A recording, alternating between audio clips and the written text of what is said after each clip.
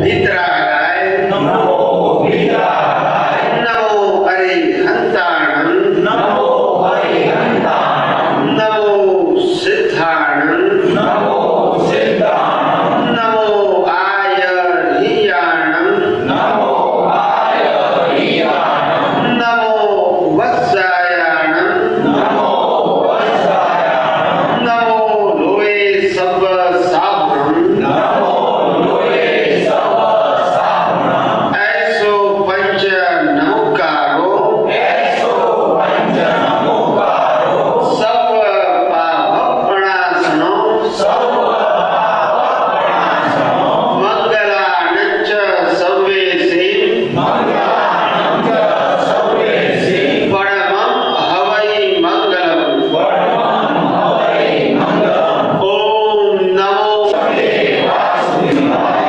ओम नमः शिवाय ओम नमः शिवाय जय सच्चिदानंद जय सच्चिदानंद प्रत्यक्ष दादा भगवानની સાક્ષીએ प्रत्यक्ष दादा भगवानની સાક્ષીએ વર્તમાને મહાવિદેહ ક્ષેત્રમાં વિચરતા વર્તમાને મહાવિદેહ ક્ષેત્રમાં વિચરતા તીર્થંકર ભગવાન શ્રી સિમંદર સ્વામીને તીર્થંકર ભગવાન શ્રી સિમંદર સ્વામીને અત્યંત ભક્તિપૂર્વક નમસ્કાર કરું છું. અત્યંત ભક્તિપૂર્વક નમસ્કાર કરું છું. વાત્સલ્ય મૂર્તિ શ્રી દાદા ભગવાનને વાત્સલ્ય મૂર્તિ શ્રી દાદા ભગવાનને અત્યંત ભક્તિપૂર્વક નમસ્કાર કરું છું. અત્યંત ભક્તિપૂર્વક નમસ્કાર કરું છું. 33 કોટી દેવી દેવતાઓને 33 કોટી દેવી દેવતાઓને અત્યંત ભક્તિપૂર્વક નમસ્કાર કરું છું. અત્યંત ભક્તિપૂર્વક નમસ્કાર કરું છું. વિતરાગ શાસન દેવ દેવીઓને વિતરાગ શાસન દેવ દેવીઓને અત્યંત ભક્તિપૂર્વક નમસ્કાર કરું છું. અત્યંત ભક્તિપૂર્વક નમસ્કાર કરું છું. નિષ્પક્ષપાતી શાસન દેવ દેવીઓને નિષ્પક્ષપાતી શાસન દેવ દેવીઓને અત્યંત ભક્તિપૂર્વક નમસ્કાર કરું છું. અત્યંત ભક્તિપૂર્વક નમસ્કાર કરું છું. આ ક્ષેત્રના રક્ષક દેવી દેવતાઓને આ ક્ષેત્રના રક્ષક દેવી દેવતાઓને અત્યંત ભક્તિપૂર્વક નમસ્કાર કરું છું. અત્યંત ભક્તિપૂર્વક નમસ્કાર કરું છું. આખા બ્રહ્માંડના જીવ માત્રના રિયલ સ્વરૂપને આખા બ્રહ્માંડના જીવ માત્રના રિયલ સ્વરૂપને અત્યંત ભક્તિપૂર્વક નમસ્કાર કરું છું. અત્યંત ભક્તિપૂર્વક નમસ્કાર કરું છું. જગતભરના સંત પુરુષોનું યોગ બળ જગતભરના સંત પુરુષોનું યોગ બળ જગતભરના સત્પુરુષોનું યોગ બળ જગતભરના સત્પુરુષોનું યોગ બળ અને પ્રગટ જ્ઞાની પુરુષ દાદા ભગવાનનું યોગ બળ અને પ્રગટ જ્ઞાની પુરુષ દાદા ભગવાનનું યોગ બળ સમસ્ત વિશ્વનું કલ્યાણ કરો, કલ્યાણ કરો, કલ્યાણ કરો. સમસ્ત વિશ્વનું કલ્યાણ કરો, કલ્યાણ કરો, કલ્યાણ કરો. અને કલ્યાણ કરવાનું નિમિત્ત બનવાની અને કલ્યાણ કરવાનું નિમિત્ત કરવાની આપ સૌ મહાત્માઓને આપ સૌ મહાત્માઓને પરમ શક્તિ આપો, શક્તિ આપો, શક્તિ આપો. પરમ શક્તિ આપો, શક્તિ આપો, શક્તિ આપો. જગતના સર્વ જીવો સુખ અને શાંતિને પામો. જગતના સર્વ જીવો સુખ અને શાંતિને પામો. જગતના સર્વ જીવો મોક્ષને પામો. જગતના સર્વ જીવો મોક્ષને પામો. જગત કલ્યાણ હો, જગત કલ્યાણ હો, જગત કલ્યાણ હો, જગત કલ્યાણ હો, જગત કલ્યાણ હો. જગત કલ્યાણ હો. જય સચ્ચિદાનંદ. જય સચ્ચિદાનંદ.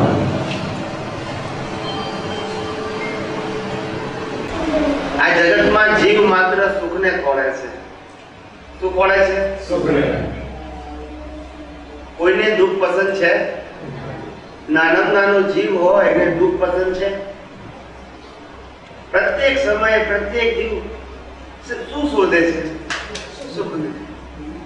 જીવ માત્ર સુખને ખોળે છે. બસ નાનામાં નાની આ કીડી હોય ને એને આમ સ્પર્શ કરશો ને ભાગી જશે. કોઈને દૂધ પસંદ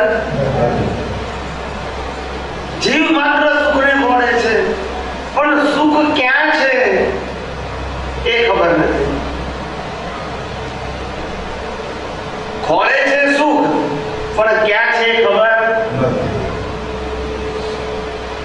નાના છોકરા હોય તો એને રમત રમવામાં આનંદ આવે, સમજાય છે? એ થોડો મોટો થાય 12-15 વર્ષનો, પછી એને રમવામાં એટલો આનંદ ના આવે. આપણે કે કેમ હવે આનંદ નથી આવતો? તો કે હવે ભણવામાં સુખ છે એવું મને સમજાયું. નાનો હતો ત્યારે રમવામાં સુખ સમજાયું, રમ્યો ખરો એટલે એ વખતે મને આનંદ પણ આવ્યો, પણ હવે રમું છું તો આનંદ આવતો હવે ભણવામાં આનંદ આવે, કારણ કે મને એનું મહત્વ સમજાયું. હવે મારી પેઢી બદલાઈ, પછી ભણીને ગ્રેજ્યુએટ થઈ જાય, પછી આપણે પૂછીએ હવે તો તને આનંદ થઈ ગયો ને, તું સુખી થઈ ગયો ને? તો કે ના, હવે ભણ્યા પછી સમજાવ્યું કે ભણવામાં સુખ નથી, પૈસા કમાવામાં સુખ છે. પાછું પૈસા કમાય 2 વર્ષ 5 વર્ષ પછી આપણે કહીએ કે પૈસા સારા ભેગા કર્યા ને કમાઈને, તો કે હા, તો હવે સુખી થઈ ગયો ને? તો કે ના, હવે સુખ પૈસામાં તો પૈસા નતો કમાતો લાગ્યું કે પૈસા કમાવામાં સુખ છે, પણ હવે સમજાયું કે પૈસા કમાવામાં સુખ નથી, લગ્ન કરવામાં સુખ છે. એટલે પાછું લગ્ન કરે. લગ્ન કર્યા પછી 5 વર્ષ પૂછીએ આપણે કે હવે તો સુખી થઈ ગયો ને? તો કે ના, હજુ સુખી નથી થશે. બાળક પેદા કરવામાં સુખ લાગે, પછી એ જ પેદા થઈ જાય, પછી કે આપણે કહીએ કે હવે સુખી થયા ને? તો કે ના, હવે એને મોટે કરવામાં એ લોકો રાગે પડી જાય ત્યાં સુધી આપણી જવાબદારી. એમ કરીને આખી જિંદગી સુખને ખોળવા માટે અલગ અલગ સમયે વ્યક્તિ પોતાની બિલીફો બદલ્યા કરે છે. પછી 80 વર્ષે કે 90 વર્ષે આપણે પૂછીએ કોઈને કે તમે જીવનમાં રમ્યા તો નાની ઉંમરે? તો કે હા. ભણ્યા હતા? તો કે છે હા. પૈસા કમાયા હતા? તો પૈસા કમાયા હતા. લગ્ન કર્યા હતા? તો કે લગ્ન કર્યા હતા. બાળકોને ઉછેર્યા હતા? તો કે એમને પહેલા કર્યા ઉછેર્યા. તો કે હવે તો સુખી છો ને? તો કે ના, હજુ સુખ ખોળી રહ્યા છે. ના સમજાયું? ના, આપણે એ પ્રક્રિયામાં બધા વધીએ છીએ. એ જે વ્યક્તિ 80 વર્ષની ઉંમરનો કહે છે કે મારા અનુભવ પ્રમાણે મેં જીવનમાં જે વસ્તુમાં સુખ માનસાસ થતો નથી, માટે એમાં સુખ છે એવું કહેવા માંગીએ છીએ. મારી વાત સમજાય છે? એટલે જ્ઞાન એટલે શું? આ જગતની સનાતન વસ્તુને, સાચી વસ્તુને જાણવી, સમજવી, એના જીવનમાં ઉપયોગ કરવો, અનુભવવી, એનું નામ જ્ઞાન છે. જ્ઞાન એ શબ્દ રૂપે નથી, ખ્યાલ આવ્યો? જ્ઞાન ક્રિયા રૂપે નથી, જ્ઞાન દ્રષ્ટિ રૂપે છે. શેના રૂપે છે? દ્રષ્ટિ. આપણી દ્રષ્ટિ ઊંધી છે, એટલે જેમાં સુખ માન્યું હતું એ મળવા છતાં પણ સુખી થતા નથી. માટે આપણી જે દ્રષ્ટિ હતી સુખ માટેની એ સાચી નથી એવું સાબિત થાય છે. ઘણાને લાગે કે સુખ ખાવામાં હશે, બરાબર છે? આપણે કહીએ પીઝા મંગાવો બધા માટે. હવે આજે પ્રસંગ છે તો પીઝા બધા માટે મંગાવો, બધા માટે પીઝા મંગાવી દીધા. 50 માણસ હતા, 50 પીઝા મંગાવી દીધા. તો 50 માંથી 2 તો એવાય નીકળે છે કે પીઝા બિલકુલ ના ભાવતા હોય. કદાચ વ્યવહારથી ખાય ખરા, વ્યવહારથી બીજો કોઈ ઓપ્શન ના હોય એટલે ખાય ખરા, પણ એને આનંદ આવે એક નિકાલ કરતો હોય. શું કરતો હોય? નિકાલ. કે હવે આયા છીએ તો આપણે નિકાલ તો કરવો પડે. નથી ભાવના એને સુખે ના હોય ને સમજાય છે? આવું સરળ જીવન, શાંત જીવન જીવતો હોય, અપેક્ષાઓ પણ ના હોય, અને એની ઈચ્છા પૂરી થવાનો પ્રશ્ન આવે છે જ નહીં. તો પછી વગર પૈસે. એટલે પૈસા પ્રાપ્ત કરવાથી સુખ નથી મળતું, પૈસા વધારે પ્રાપ્ત કરવાથી સુખ નથી મળતું. પૈસા એ વ્યવહાર ચલાવવાનું સાધન છે, એટલે પૈસા નકામા નથી, પણ એ વ્યવહાર ચલાવવાનું સાધન છે, સુખનું સાધન. જેને વધારે પૈસા એને વધારે ઉપાધિ. કોઈ માણસને તાવ આવ્યો હોય અને 1 લાખ રૂપિયા ખિસ્સામાં નાખી દઈએ, તાવ મટી જાય ને.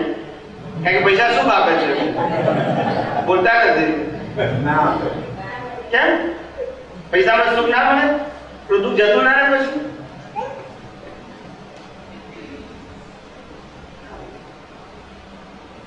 પૈસા વાળાને પાર વગરની ઉપાધિ હોય, ઇન્કમ ટેક્સ, સેલ ટેક્સ, ચોરી કરવાની ઉપાધિ હોય. કોઈ ચોરી જશે તો ખ્યાલ આવ્યો? તો ઉછીના માગશે તો સમજાય કે નહીં? ક્યાં મૂકવા એ પ્રશ્ન આવે. શું આવે? ક્યાં મૂકવા? એટલે ટૂંકમાં પૈસા હોવા એ સુખનું સાધન નથી. પૈસા એ જરૂરિયાતનું સાધન છે, વ્યવહાર ચલાવવાનું સાધન છે, સુખનું સાધન નથી. સાધુ સંતો અને સંન્યાસીઓ જે લોકો પૈસાનો સ્પર્શ કરતા નથી એ લોકો પણ સુખી છે. ખ્યાલ આવે ને? એ લોકોને રહેવા ઘર મળે, ખાવા પીવા મળે અને કપડાં મળે, સુખી છે. સમજાય છે ને? સમાજના લોકો જ પૂરું પાડે છે, પણ એની બીજી ઈચ્છા છે. સમજાય છે ને? વગર પૈસે સુખી. એટલે પૈસાથી સુખ પ્રાપ્ત થાય છે એવું સાબિત થતું. આ તો પૈસા પ્રાપ્ત કરવા માટે કષ્ટ કરવો પડે. શું કીધું? પૈસા પ્રાપ્ત કરવા માટે કષ્ટ કરવો પડે. પછી પૈસા બચાવો તોય કષ્ટ થાય. કે ક્યાં મૂકવું? બેંકમાં મૂકો ને બંધ થઈ જશે તો, સ્ટોક માર્કેટમાં મૂકો ને ભાવ ડાઉન થઈ જશે તો, મકાનમાં નાખો ને ભાવ બેસી જશે તો, સોનામાં નાખો ને સોનાનો ભાવ ઉતરી જશે તો. એટલે પાછું પહેલા પૈસા કમાવામાં કષ્ટ, પછી બચાવવામાં કષ્ટ. ઘરમાં રાખે ને કોઈ લઈ જશે તો, પછી ઇન્વેસ્ટમેન્ટ કરે એમાંય કષ્ટ પડે, અને વાપરે ત્યારે કષ્ટ પડે. પેલા ભાઈ નોકરી કરતા હોય, 15,000 રૂપિયાનો પગાર હોય. કેટલો? 15,000. 15,000 રૂપિયા પગાર ઘેર લઈને આયા. તે વાઈફે પૂછ્યું તારીખ પ્રમાણે પગાર આવી ગયો? એટલે પેલા ભાઈ કીધું આવી ગયો. હા, સારું થયું. એટલે એના હસબન્ડ કહે છે કેમ સારું થયું? કે હમણાં જ સોફા 15,000 નો બુક કરાયો છે. એટલે પેલા હસબન્ડ ને શું થાય કે ભલે પૈસા તો આપવાના છે, પણ આ 1 મહિનાની મહેનત છે આ સોફા મગાવી. એને તો મહેનત કરી કે ના કરી? તમારે તો પૈસા આપીને સોફા લઈ દેવાના, પણ એમને કેટલું મહેનત કરી? 1 મહિનો. સમજાય છે? કામ કર્યું, મહેનત કરી, અપમાન સહન કર્યા. સમજાય છે ને? આવો એટલે જાય તો ગમે નહીં, ભલે આપવા પડે પણ એને ગમે. એટલે પૈસા પ્રાપ્ત કરતા કષ્ટ પડે છે, પૈસા બચાવો તો કષ્ટ, પૈસા ઇન્વેસ્ટમેન્ટ કરો તો કષ્ટ, અને પૈસા વાપરો તો પણ. સમજાય છે?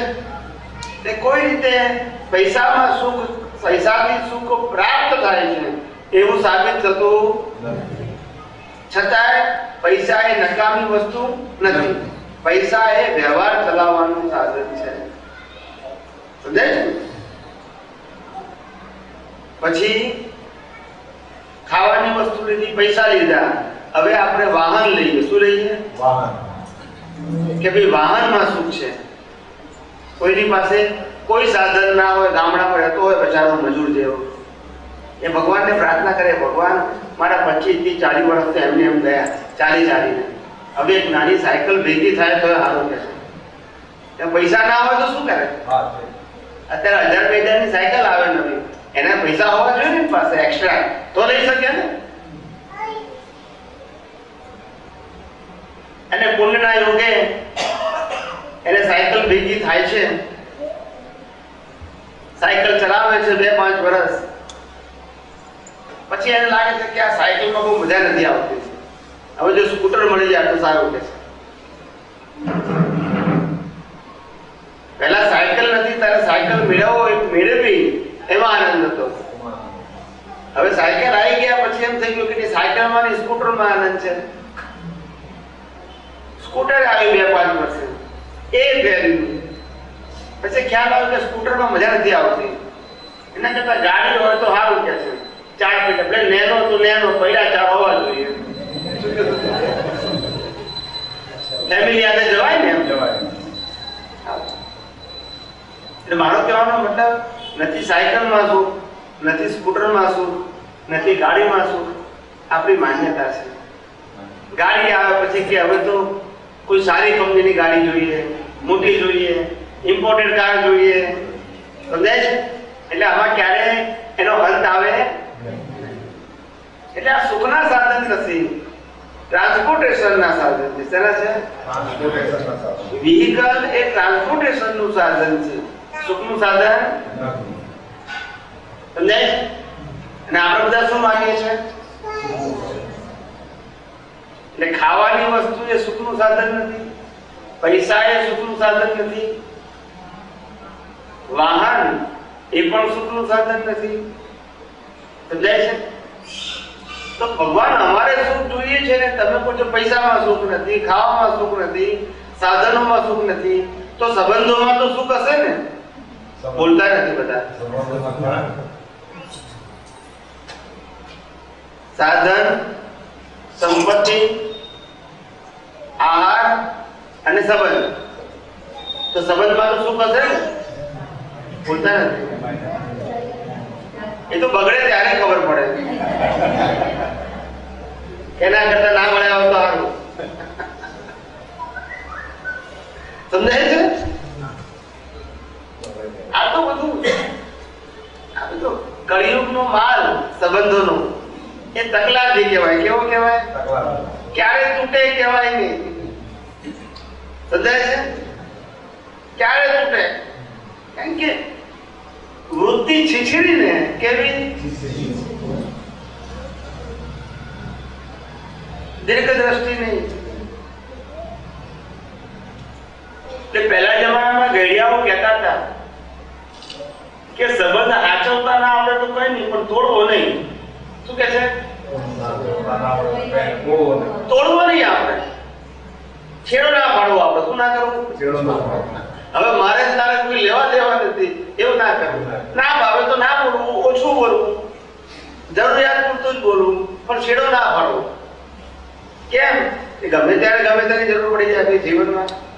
આજે નહીં તો કાલે, એક નહીં તો બીજી રીતે. પણ છેડો પાડી નાખ્યો હોય અને તે માણસનું કામ પડે તો શું થાય પછી? કેટલું ભારે થઈ જાય.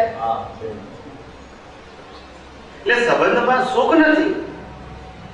સંબંધો ખાલી વ્યવહાર ચલાવવા માટે છે. શેના માટે છે? સુખનું સાધન નથી. આજે તો હસબન્ડ ને વાઈફ સૌથી વધારે ફરિયાદ હોય લોકોની 2 વર્ષ પછી, લગ્ન કર્યા પછી.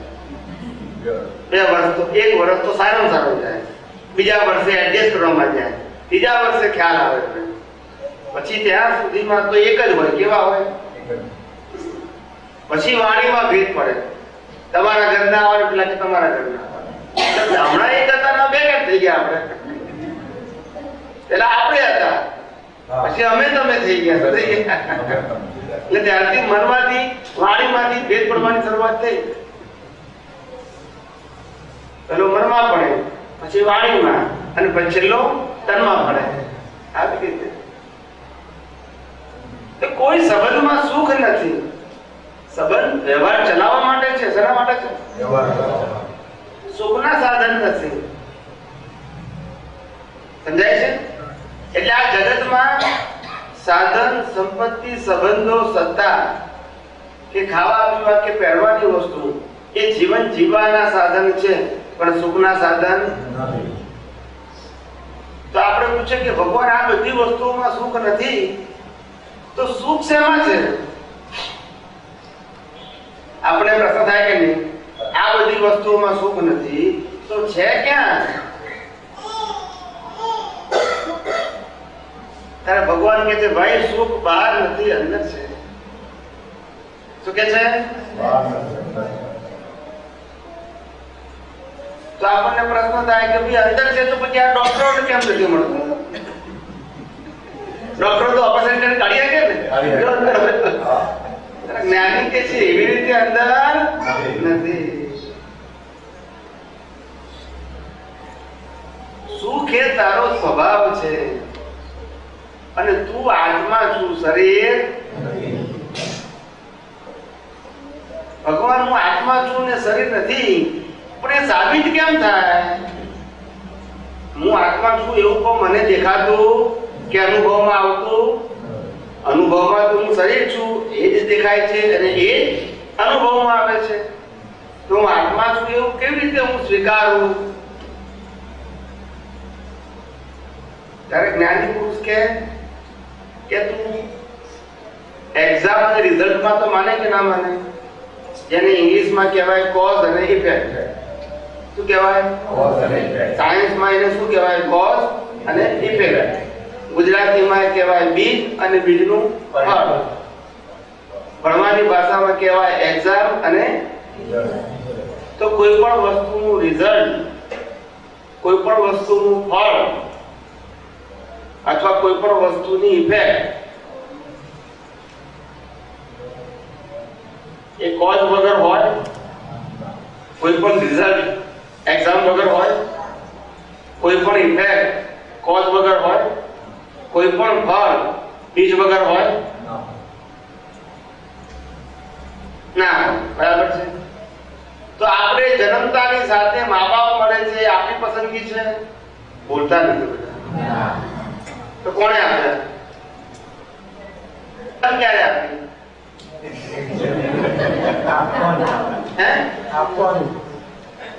પહેલા રિઝલ્ટ પછી એક્ઝામ. આવું ઊંધું ક્યાંથી શીખી ગયા? પહેલી એક્ઝામ હોય કે રિઝલ્ટ હોય? એક્ઝામ. તો મા બાપ મળે રિઝલ્ટ છે કે એક્ઝામ છે? તો એક્ઝામ ક્યારે આપી? સમજાય છે મારી વાત? એટલે ગયા અવતારમાં એક્ઝામ ના આપ્યું તો આવો તો રિઝલ્ટ આવે? મા બાપ એ આપણી પસંદગી નથી, પણ ભાઈ બહેન તો આપણી પસંદગી ના નહીં. પછી ધર્મ મળે આપણને આપણી પસંદગીનો. જન્મતાની સાથે આપણને ધર્મ મળે જેને કુળ ધર્મ કહેવાય એ આપણી પસંદગીનો છે. જે કુળમાં જન્મ્યા એ જ આપણો ધર્મ. પછી રહેવાનું ઘર મળે જન્મતાની સાથે એ આપણી પસંદગી. પછી જન્મતાની સાથે પડોશી મળે એ આપણી પસંદગી. બધું તૈયાર. સમજાય છે? એટલે રિઝલ્ટ કહેવાય જે તૈયાર મળે, જેમાં ચોઈસ ના હોય એને રિઝલ્ટ કહેવાય. અને રિઝલ્ટની એક્ઝામ પહેલા આપેલી હોવી જોઈએ. એક્ઝામ વગર રિઝલ્ટ હોય? બીજ વગર ફળ હોય? કોઝ વગર ઇફેક્ટ હોય? સમજાય છે? એ ગયા અવતારમાં આપી હોય તો આ અવતારમાં રિઝલ્ટ આપે ને. પણ ભગવાન એ તો સાબિત થયું કે હું ગયા અવતારમાં હતો એનું આ રિઝલ્ટ મળ્યું. એમાં આત્મા સાબિત ક્યાં થાય છે? બુદ્ધિ પ્રશ્ન પૂછે ને. તો ભગવાન કીધું ગયા અવતારમાં હતો ને આ અવતારે હતો, એ બે અવતારમાં એક જ જુદા હતા. બરાબર ધ્યાનથી આપજો. તું ગયા અવતારમાં હતો ને આ અવતારમાં છું. બરાબર છે? એ જે ગયા અવતારનું રૂપ જે આ અવતારમાં છે એ બંને જુદું કે એક?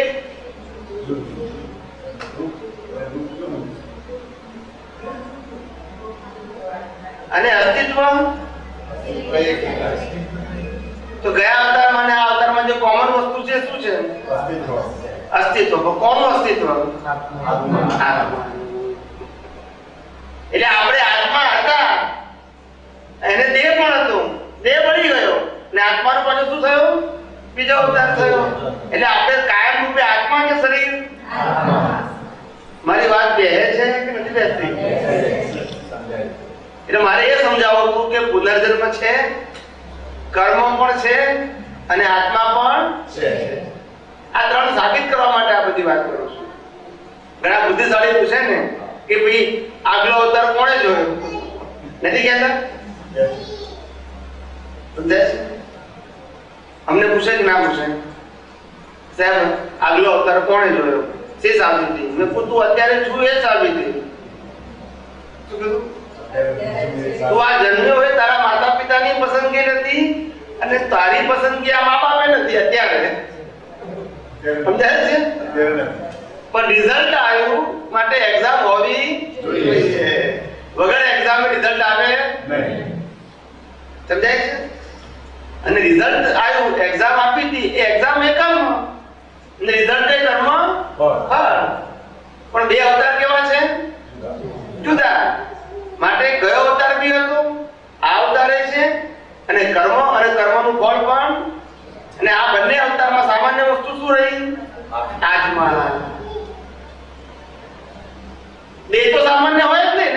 દેહ તો બાળી નાખ્યો ગયા અવતારનો, બરાબર છે? હું એમ કહું કે મારો ગયા અવતાર હતો એટલે કયા આધારે કહી શકું? જો આત્મા ના હોય તો મારો ગયા અવતાર હતો કઈ રીતે કહી શકું? કહી શકું? ના કહી શકું. આત્મા છું એટલે કહી શકું. દેહથી ના કહેવાય. દેહ તો આ અવતારમાં મળ્યો, ગયા અવતારમાં ક્યાં હતો દેહ? આ દેહ હતો. એટલે આત્મા એ બધા અવતારમાં કેવો છે? સામાન્ય છે, અને દેહ અલગ અલગ છે. એટલે જ્ઞાની પુરુષે કીધું આ મન વચન કાયા એ કર્મ ભોગવવાનું સાધન છે. શું કીધું? કર્મ કરવાનું સાધન નથી. પણ શું કીધું? અત્યાર સુધી તમને એવું ગોખાડાયું સાધુ સંતો સંન્યાસીઓએ કે આ મન વચન કાયા એ કર્મ કરવાનું સાધન છે, એવું ગોખાવડાવ્યું. બરાબર છે? જ્યારે જ્ઞાની કહે છે આ કર્મ ભોગવવાનું સાધન છે, કરવાનું. ગળે ઉતરે છે વાત કે અટકી જાય છે? હું ધીમે ધીમે ઉતારી દઈ, એક વાતો બધી ઉતારી પણ ચિંતા ના કરતો, એ અમારી જવાબદારી છે. આ ત્રણ વસ્તુ ખ્યાલ આવીને આપણે કે સુખ સંસારમાં નથી, સુખ આત્મામાં છે. બરાબર છે? અને બીજું આત્મા છે, પુનર્જન્મ છે અને કર્મ છે. આ ત્રણ વસ્તુ સમજાય કે નહીં? હવે આપણે આગળ જઈએ તો કે પ્રારબ્ધ અને પુરુષાર્થ ઉપર જઈએ. શેના ઉપર જઈએ? કર્મ કોને કહેવાય અને કર્મ ફળ કોને કહેવાય? એ બંને વસ્તુ કેવી છે? જુદી છે. એક્ઝામ નું રિઝલ્ટ બંને એક હોય કે જુદા હોય? બીજ અને ફળ બંને એક હોય? જુદા. સમજાય છે? તો એક્ઝામ એને કર્મ કહેવાય અને રિઝલ્ટ ને કર્મ. આ મન વચન કાયા એ કર્મ ભોગવવાનું સાધન છે, કરવાનું. તમને લાગે કે અમે તો આ કર્મ કરીએ છીએ, ઉઠીએ ત્યારથી કરીએ છીએ. કર્મ એટલે ક્રિયા નહીં. કર્મ એટલે ક્રિયા નહીં. ક્રિયા મનમાં વિચારવાની ક્રિયા, વાણી બોલવાની ક્રિયા અને આ દેહની ક્રિયા, આ ત્રણેય ક્રિયાને કર્મ ફળ કહેવાય. શું કહેવાય? કર્મ ફળ. પણ ભગવાન અમે તો ક્રિયાને કર્મ માનીએ છીએ. શું કે છે? તો ભગવાન કે છે ક્રિયાને કર્મ ના કહેવાય, કર્મ ફળ કહેવાય. ફળ એટલે ફરજિયાત. ફળ એટલે એક્ઝામમાં તમારી સ્વતંત્રતા હોય પણ રિઝલ્ટમાં ફરજિયાત જે મળે તે સ્વીકારવાનું.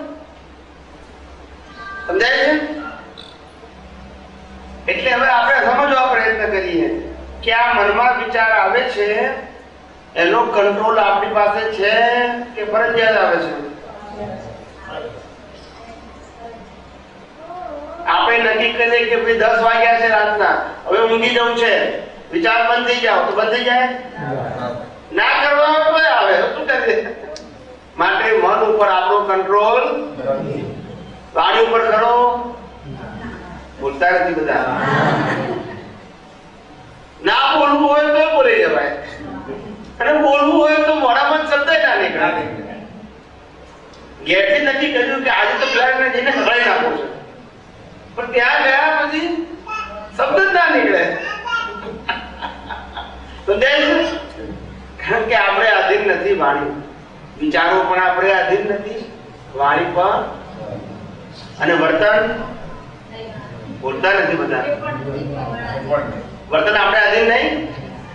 ના કરવું હોય તો કરવું પડે, ના આપણે નક્કી કરીએ એ થાય. સમજાય છે?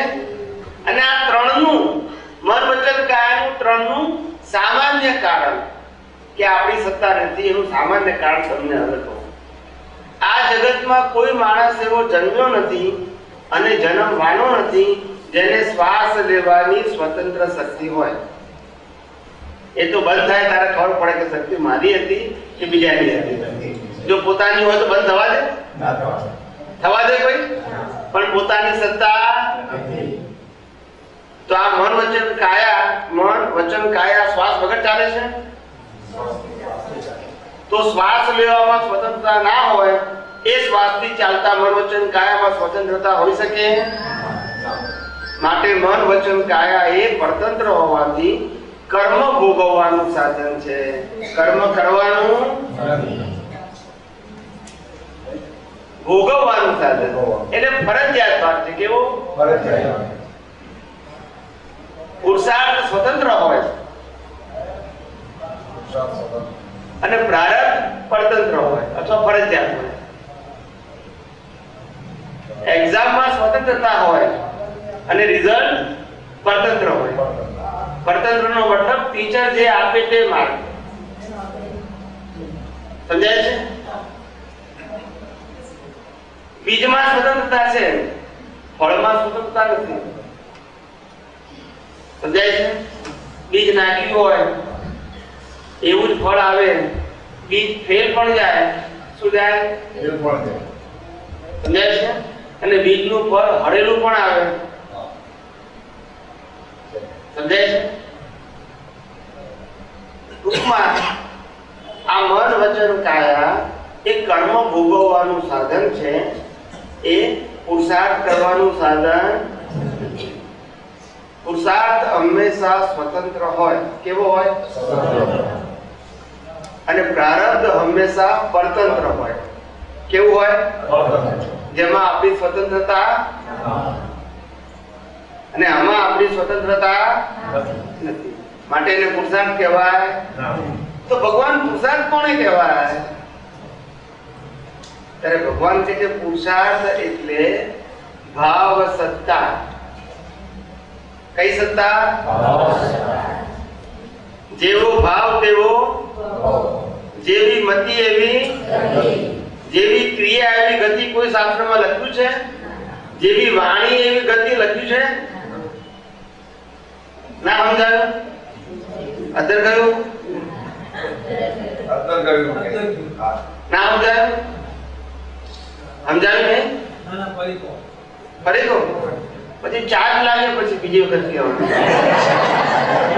અહીંયા તો આપણે પેલું સો નહીં ને, વંશ મોર નો સો જ નહીં. આપણે ધ્યાન રાખવાનું. આપણે હા કહું છું.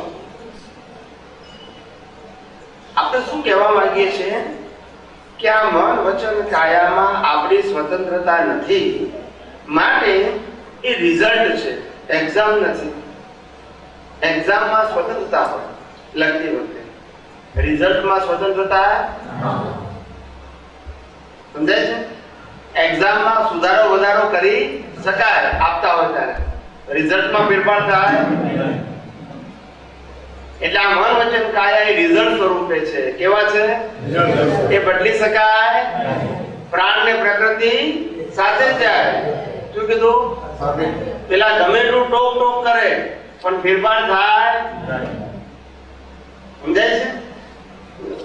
દરેકમાં. એટલે આ રિઝલ્ટ છે, પરિણામ છે. ભગવાન એક્ઝામ તો કે એક્ઝામ કઈ? તો કે ભાવ. ભાવ બદલી શકાય. શું બદલી શકાય? આપણે ચોરી કરતા હોય અત્યારે તોય પણ ચોરી ના કરવાના ભાવ કરી શકીએ. શું કીધું? અને ચોરી ના કરતા હોય તો કરવાના પણ ભાવ કરી શકાય. એક્ઝામમાં સ્વતંત્રતા. શું કીધું? અને જેવું એક્ઝામ આપશો એવું રિઝલ્ટ આવશે. પછી રિઝલ્ટ પછી ફરજિયાત છે એક્ઝામ પ્રમાણે. સમજાય છે? એટલે આપણી સ્વતંત્રતા ક્યાં છે? સમજણ પડી કે ના પડી? ક્યાં છે?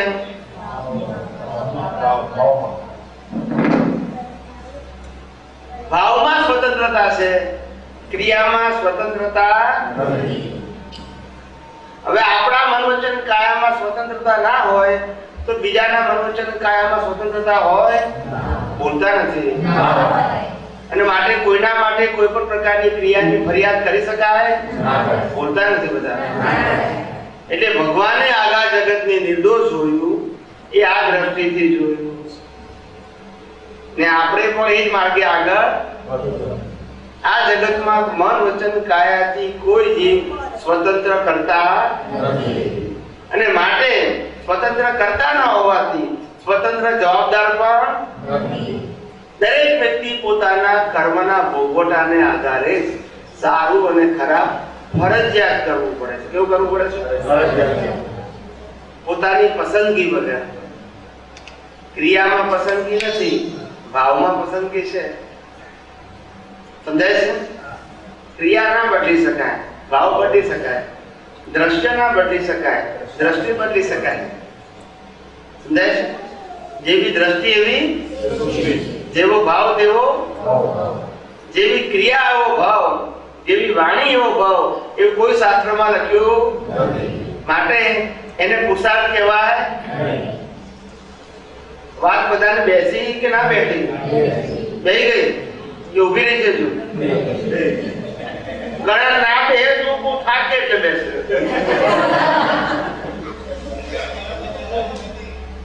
હે શું કહો છો સાહેબ? બેસી ગઈ. સરસ સરસ સરસ સરસ સરસ. એટલે હવે આગળ વધીએ આપણે. એટલે આવી રીતે આપણું જે આ જીવન છે, આપણું જે આ જીવન છે, એ જીવનમાં ખાસ ધ્યાન રાખવાનું, આ પાયાની વસ્તુને ધ્યાન રાખવાનું છે. ક્રિયાકાંડ, તપ, જપ, ત્યાગ એ બધું વસ્તુ ધાર્મિક છે અને આપણા કર્મને આધીન છે. કેવી આધીન છે? એમાં આપણી કોઈ સ્વતંત્રતા નથી. માટે એમાં ઊંડા ના ઉતરવું. સંજોગાધીન જે ક્રિયા આપણે પૂજા, આરતી, તપ, જપ તો કરવા, પણ કરતા ભાવે ના કરવા. સમજાય છે? કારણ કે પરિણામ છે. શું છે પરિણામ?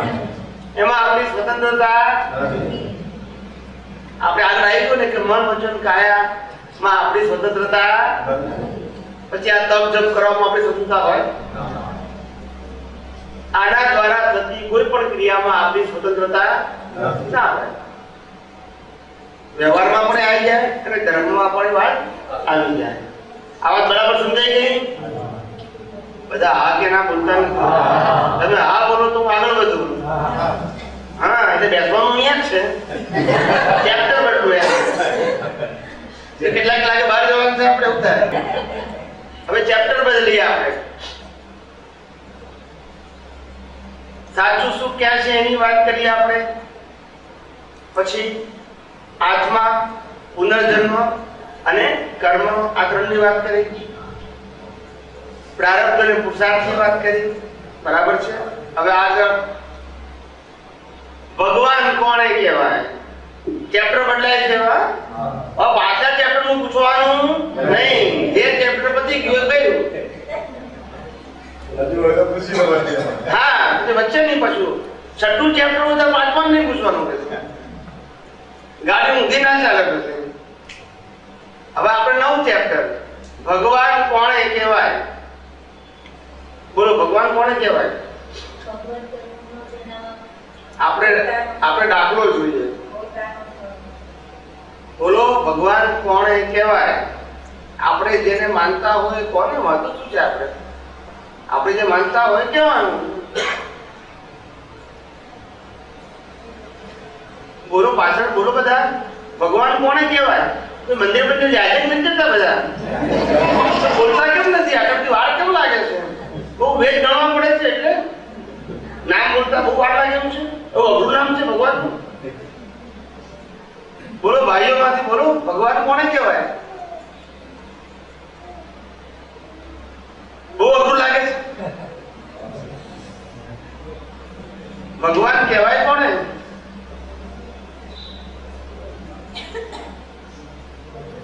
આ કરજણમાં બહુ અઘરો પ્રશ્ન લાગે છે.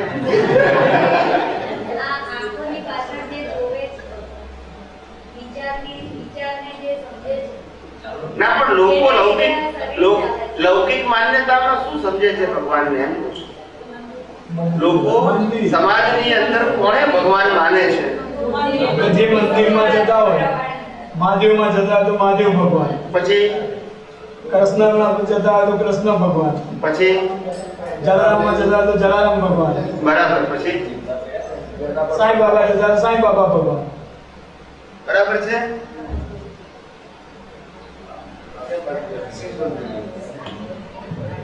બરાબર છે? કોઈ રામને માને, કોઈ કૃષ્ણને માને, કોઈ મહાવીરને માને, કોઈ શિવને માને, કોઈ સ્વામિનારાયણને ભગવાન માને, કોઈ સંતને ભગવાન માને, કોઈ શક્તિને ભગવાન માને. બરાબર છે? બરાબર ને? હા કે ના તો બોલો. આ બધા ભગવાન છે કે નહીં એ આપણે જાણવું છે. શું કીધું? આપણે માનીએ છીએ તો બરાબર છે, આપણી હાથ પેઢીથી માને બધા.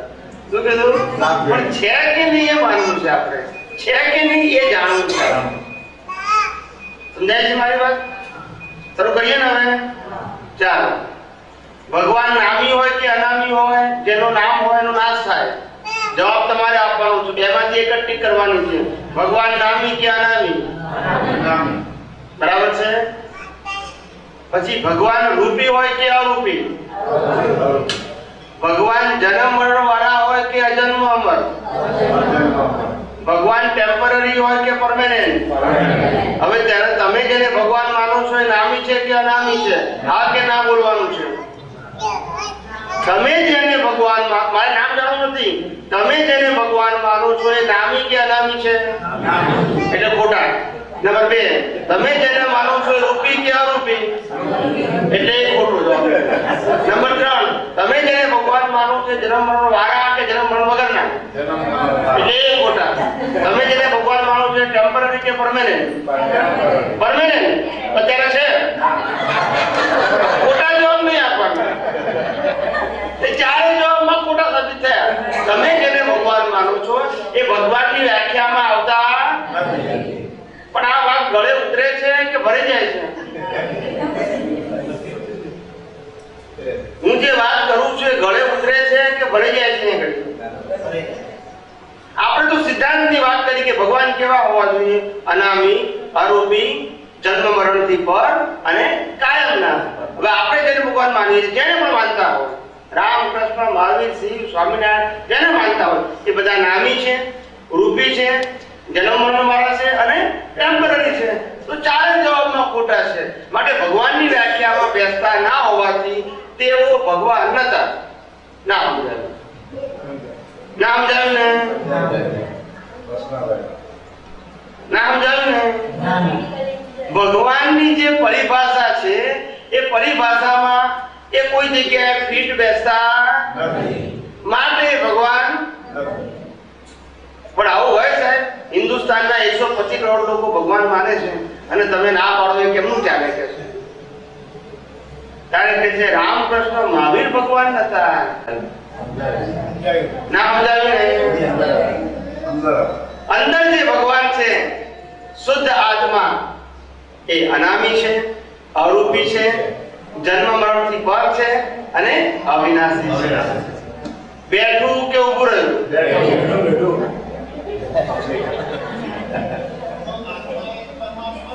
આત્મા એક પરમાત્મા. આપણે વ્યક્તિને પરમાત્મા માન્યા, એ ભૂલ થઈ આપણી. ભગવાન એ કાયમી સ્વરૂપ છે. એ આકાર રૂપે ના હોય. એ દેહની અંદર પ્રગટ થઈ શકે પણ દેહ ભગવાન હોઈ શકે નહીં. સમજાય છે? કોઈ પણ દેહમાં ભગવાન પ્રગટ થઈ શકે, કોઈ પણ દેહમાં, પણ દેહ ભગવાન ના થઈ શકે. કોઈ પણ મંદિરમાં ભગવાનની મૂર્તિ હોઈ શકે પણ મંદિરને મૂર્તિ ના કહેવાય. ના સમજાયું? આરતી તો ભગવાનની જ કરાય, મંદિરની ના કરાય. મંદિરની અંદર ભગવાન છે પણ મંદિરને ભગવાન કહેવાય નહીં. એ મન વચન કાયા જેને અંદર ભગવાન પ્રગટ થઈ જાય દેહમાં, આ મન વચન કાયાને મંદિર કહેવાય. અને મંદિરની અંદર કોણ કહેવાય? ભગવાન. આ મંદિરનો અંત આવે અને ભગવાન ક્યાં જાય? મોક્ષે જાય. મારી વાત બેહે છે કે ઊભી રહે છે? આપણે કોઈ વ્યક્તિગત વાત કરી? વ્યક્તિગત કોઈની વાત કરીએ? આપણે સિદ્ધાંતની વાત કરી કે ભાઈ ભગવાન નામી ના હોય, રૂપી ના હોય, જન્મ મરણવાળા ના હોય અને ટેમ્પરરી ના હોય. આજી દાદા ભગવાનને જે વાત કરી ને, જો પડી ના જાય. હા બોલો બોલો. દાદા ભગવાને જે વાત કરી કે અમારી અંદર પ્રગટ છે આ દેવો. હા, અમે ભગવાન નથી. સમજાય છે? અમે ભગવાન નથી. આ તો એમ પટેલ છે અને આ પર ફોટો બસ તે પૂછવું છે કઈ પ્રશ્ન પૂછવો છે? તમે જે કે વાતચીત કરીએ બરાબર સમજી લઈએ એટલે પ્રશ્ન કરવાની વાત રહેતી નથી. ઓકે સરસ.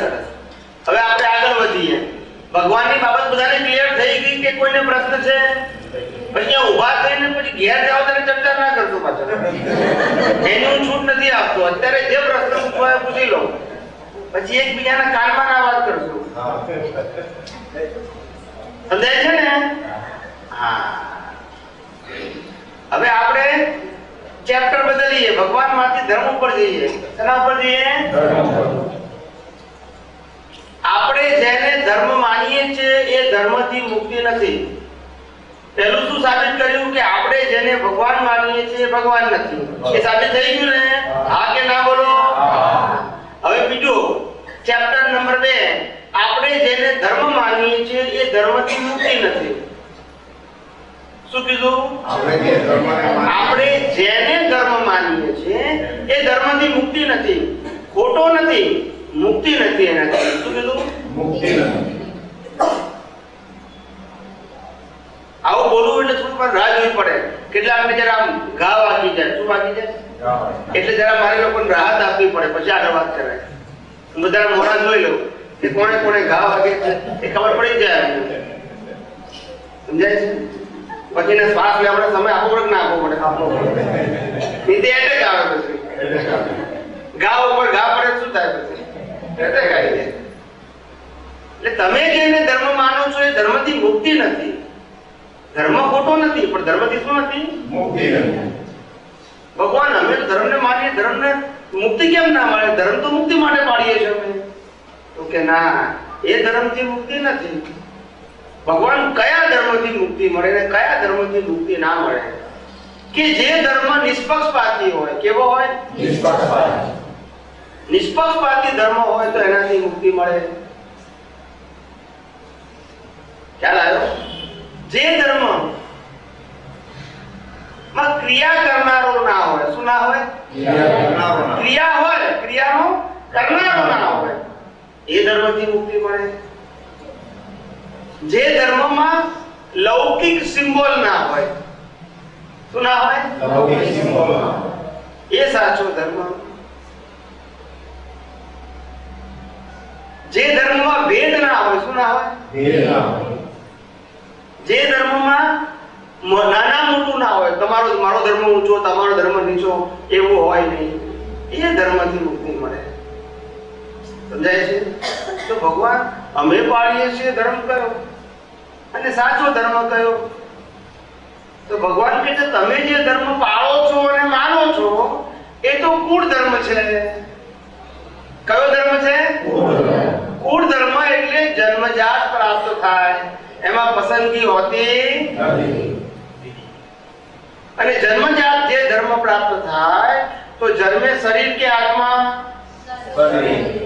તો ધર્મ પણ કોણ? શરીર. આપણે કોણ છે? આત્મા. તો આપણો ધર્મ અને શરીરનો ધર્મ એક હોય? ના.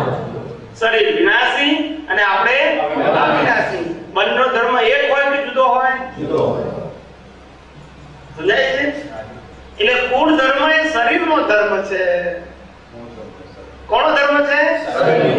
મન વચન કાયાથી પાળવાનો ધર્મ છે. અને એ શરીર એનો સ્વભાવ પાળવાનો ધર્મ જે છે કુળ ધર્મ, એ સ્વભાવ પાળવાનો લઈને આવેલો છે.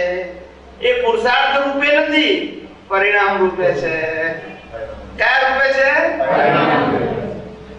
એટલે ફરજિયાત ભાગમાં આવે. કુળ ધર્મ કયા ભાગમાં આવે? છતાંય હું એક કુળ ધર્મને કરતા ભાવે અનુસરું કે મેં કર્યું, તપ કર્યું, જપ કર્યું, દાન કર્યું, એ મેં કર્યું માનીએ એનાથી પુણ્ય બંધાય, પણ મુક્તિ મળે નહીં. ગમે એટલી આરતી ઉતારો, પૂજા કરો, પણ મુક્તિ મળે નહીં. પુણ્ય મળે. શું મળે?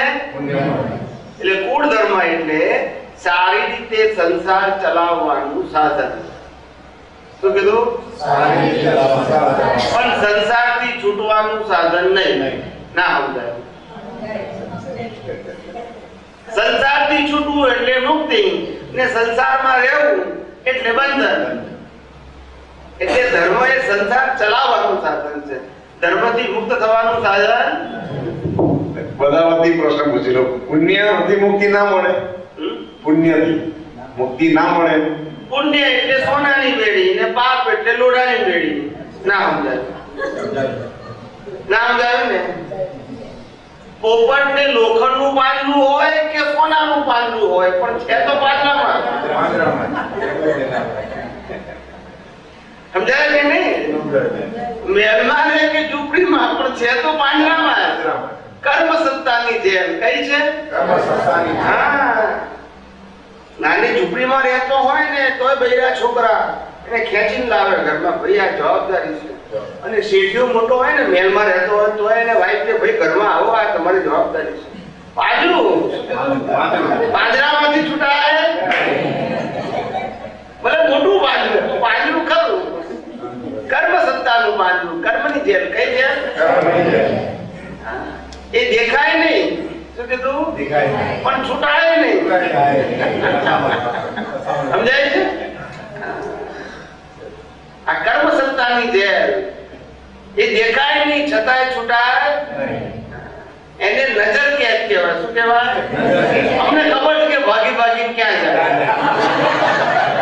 એ હમણાં રિસાયા છે ને કે હમણાં ભૂખ લાગે એટલે આવી જશે, લાગે પડી જશે.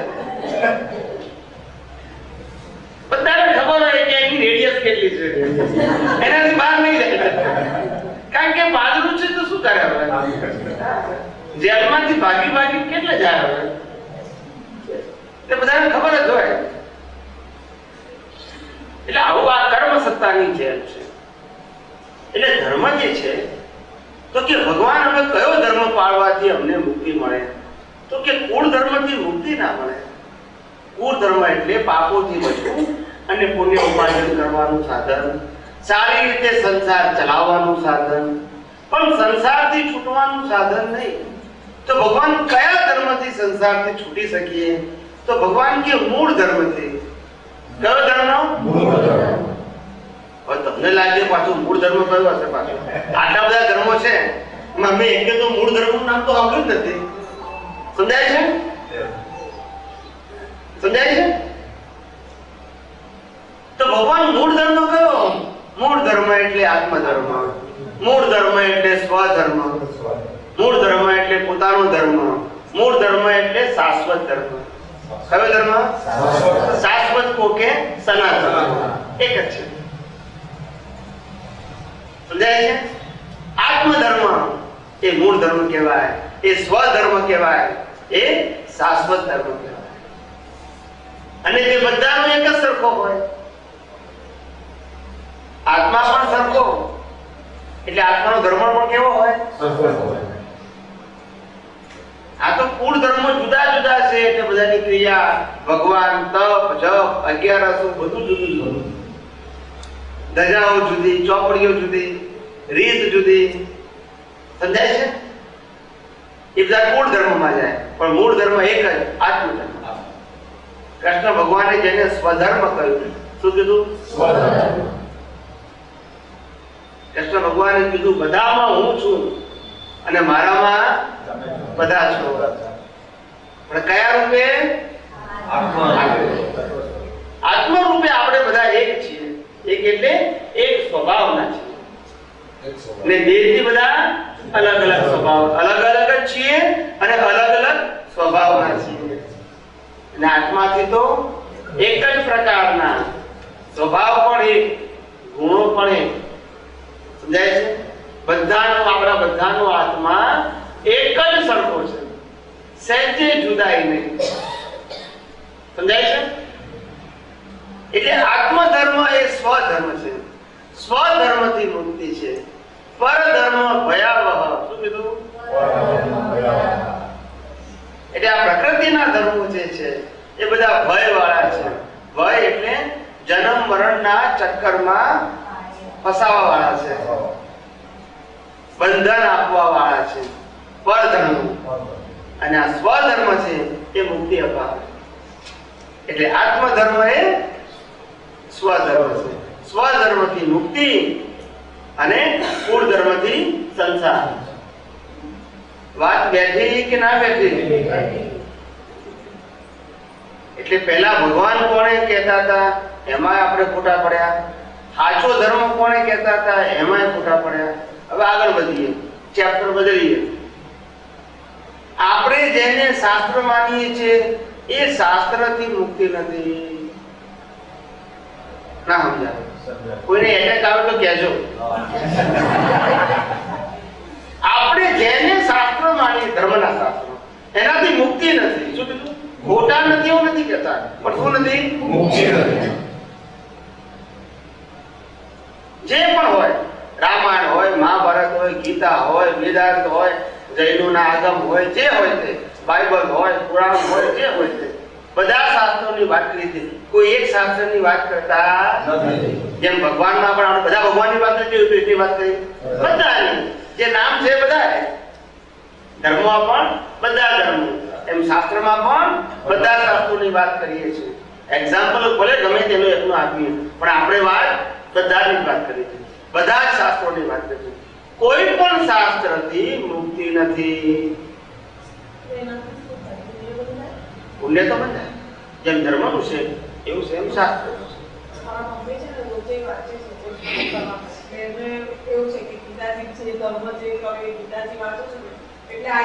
પણ એ ગીતા વાંચે છે એ કુળ ધર્મ છે અને મૂળ ધર્મ એ આત્મ ધર્મ.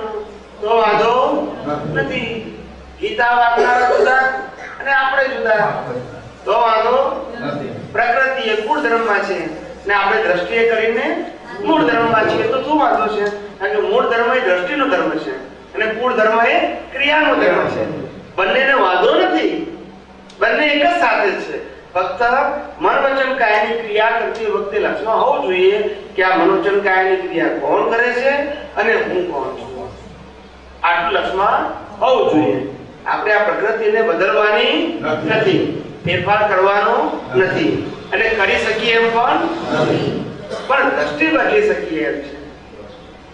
કૃષ્ણ ભગવાને મહાભારતની અંદર અર્જુનની દ્રષ્ટિ જ બદલી હતી, એની ક્રિયા નથી બદલી, એને ભગવાન નતા બદલ્યા. કૃષ્ણ ભગવાને ધર્મ ના બદલ્યો, અર્જુનનું ક્રિયા ના બદલી, ગુરુ ના બદલ્યા, ધર્મ ના બદલ્યો. શું બદલ્યું? દિવ્ય ચક્ષુ. એ શું હતું? દ્રષ્ટિ. સમજાય છે? દ્રષ્ટિ બદલવાની. એટલે આ દ્રષ્ટિ બદલવી. હા બોલો. દ્રષ્ટિ પર થોડું સમજાય. કહું. એટલે આ દ્રષ્ટિ બદલવાની એટલે શું કહેવાય છે કે આખું ચેપ્ટર શાસ્ત્ર છે. અત્યારે શું છે? આપણે જે શાસ્ત્ર વાંચીએ છીએ એ શાસ્ત્રથી મુક્તિ નથી. તો કે શાસ્ત્રથી મુક્તિ કેમ નથી? શાસ્ત્ર તો મહાન પુરુષોએ લખ્યા છે. તો કે કોઈ મૂળ પુરુષે શાસ્ત્ર લખ્યા નથી.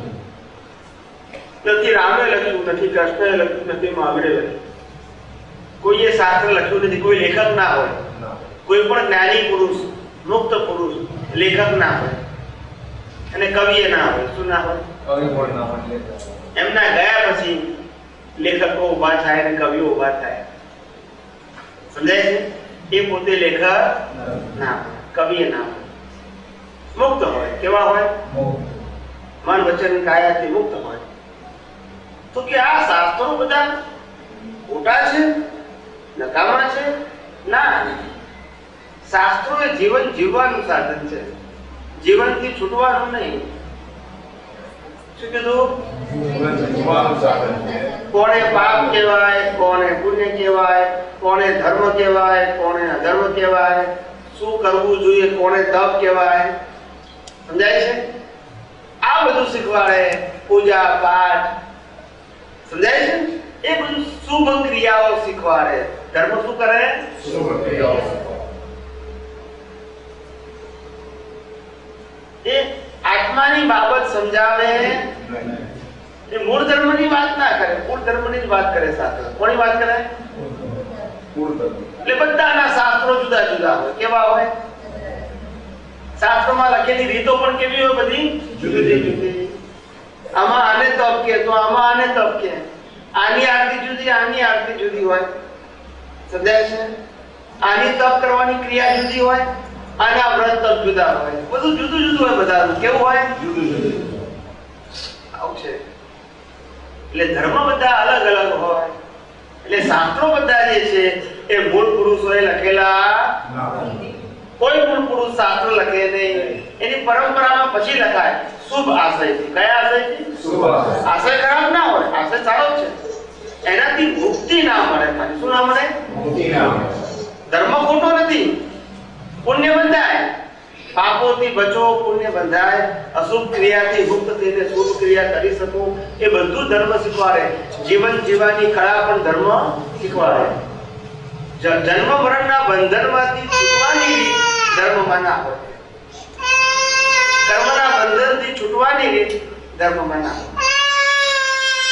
એટલે એ શાસ્ત્રમાં ના હોય.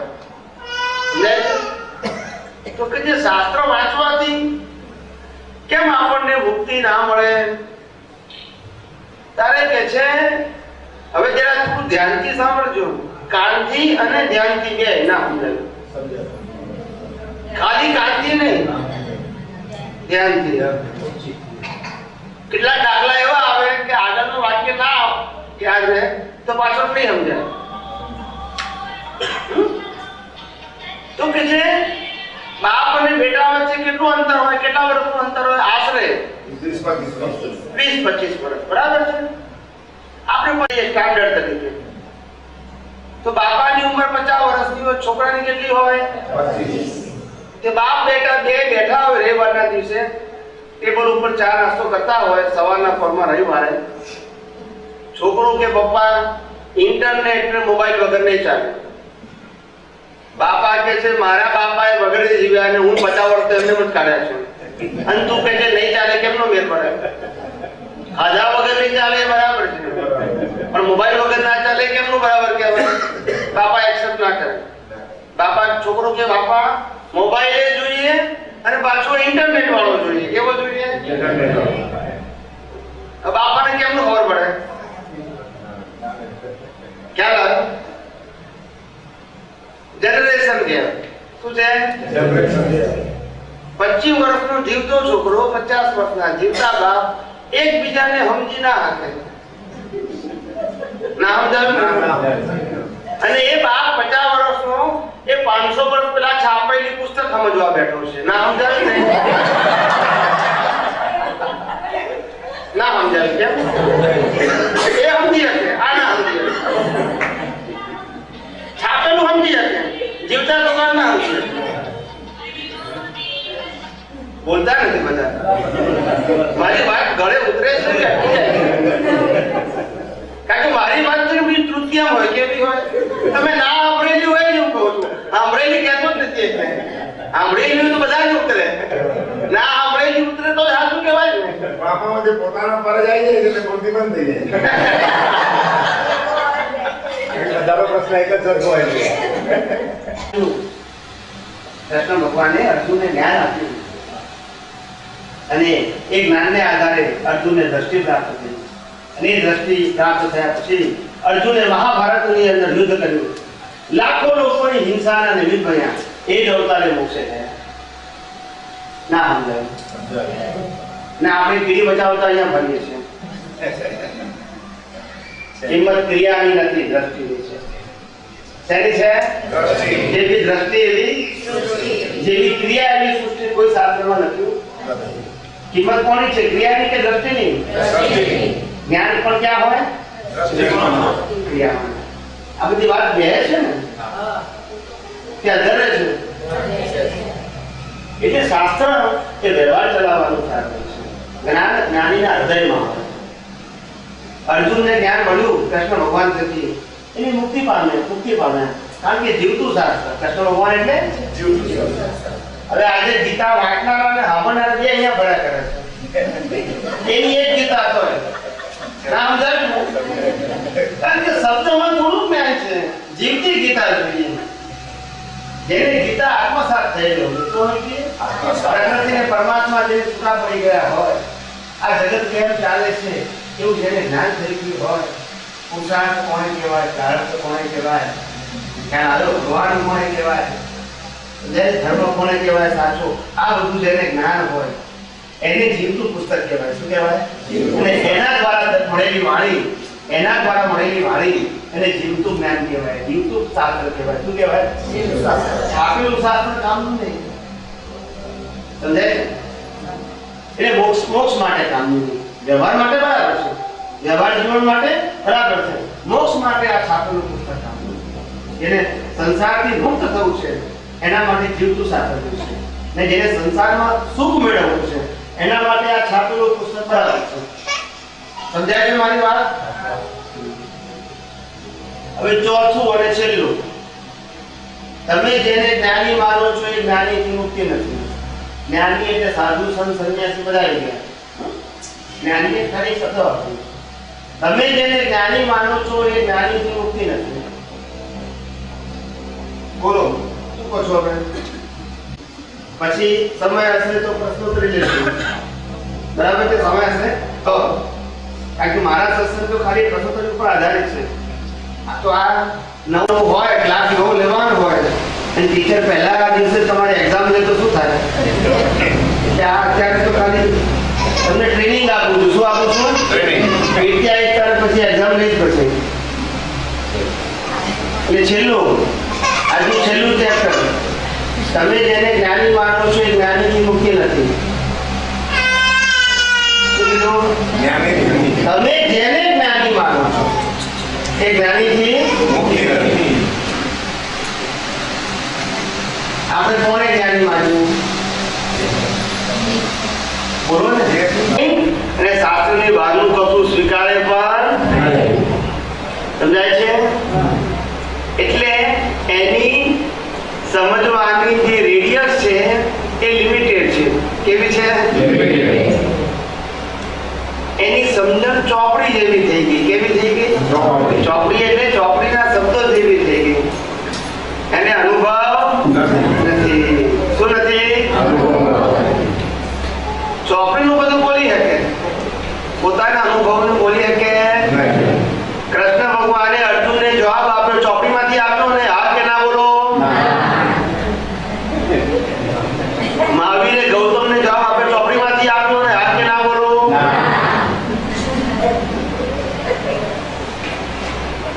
એટલે અનુભવી જ્ઞાનીઓ ચોપડીમાંથી બોલે નહીં, પણ એ બોલ્યા પછી ચોપડી બને. અને શાસ્ત્ર જ્ઞાનીઓ ચોપડીમાંથી બોલે ના બોલે. અનુભવી જ્ઞાની અનુભવમાંથી બોલે, પછી ચોપડીઓ છપાવનારા છપાવે, અને શાસ્ત્ર જ્ઞાનીઓ ચોપડીમાંથી બોલે ના સમજાય. પણ અનુભવ હોય, જેને અનુભવ હોય એને ચોપડી જરૂર ના પડે, અને જેને ચોપડીનું જ્ઞાન હોય એને અનુભવ ના પડે ના સમજાય.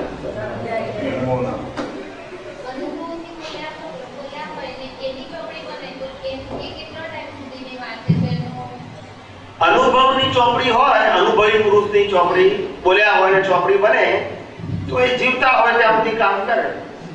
શું કીધું? એટલા માટે ના સમજાવો, દરેક વસ્તુનો આન્સર આપીશ તો રેન્ડમ નહીં આપવું, આધાર વગરનો ના હોય. અમે સાયન્ટિસ્ટ કહેવાઈએ. શું કહેવાઈએ? આધ્યાત્મ વિજ્ઞાની. ખ્યાલ આવ્યો? અમે ટીચર ના હોય. શાસ્ત્ર જ્ઞાનીને ટીચર કહેવાય. શું કહેવાય? ચોપડીમાં છે બોલવાનું, એસ પર સિલેબસ. શું કીધું? ના, સિલેબસ ની બહારનું ના બોલી શકે. અને જ્ઞાનીઓ જે અનુભવી હોય એ જે બોલે એનાથી શાસ્ત્ર બને ના સમજાય. અમે આ બધું બોલ્યા શાસ્ત્રમાંથી બોલ્યા, અત્યારે બધું બોલ્યા ચોપડીમાંથી ના બોલે. પણ અમે ચોપડીની બહારનું બોલીએ તોય તમારું હૃદય કબૂલ કરે, એને અનુભવી કહેવાય. શું કહેવાય? ચોપડીનું બહારનું બોલીએ તોય તમે સ્વીકાર કરો. એટલે રામકૃષ્ણ મહાવીરની વાતો લોકોએ સ્વીકારી છે કે અનુભવી પુરુષ જીવતું શાસ્ત્ર કહેવાય. હવે જીવતું શાસ્ત્ર જીવે ત્યાં સુધી કેમ કામ કરે?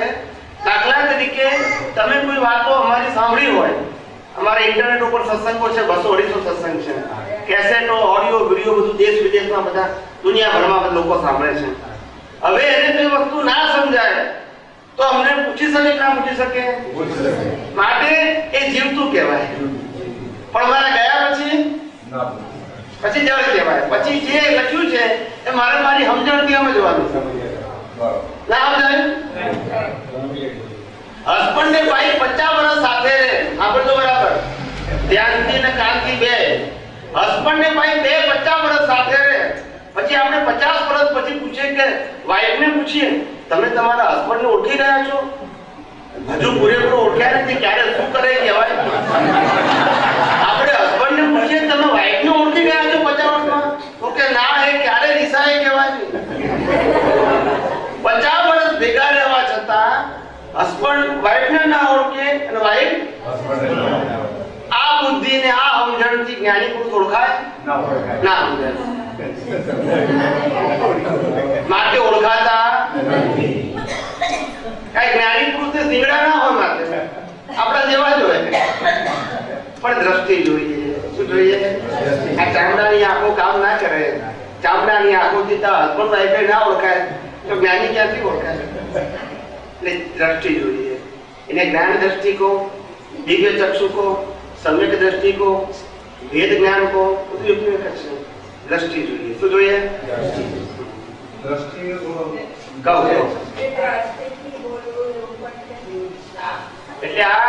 એટલે શાસ્ત્રનો મતલબ થયો કે શાસ્ત્ર કેવા જોઈએ? અનુભવી પુરુષ.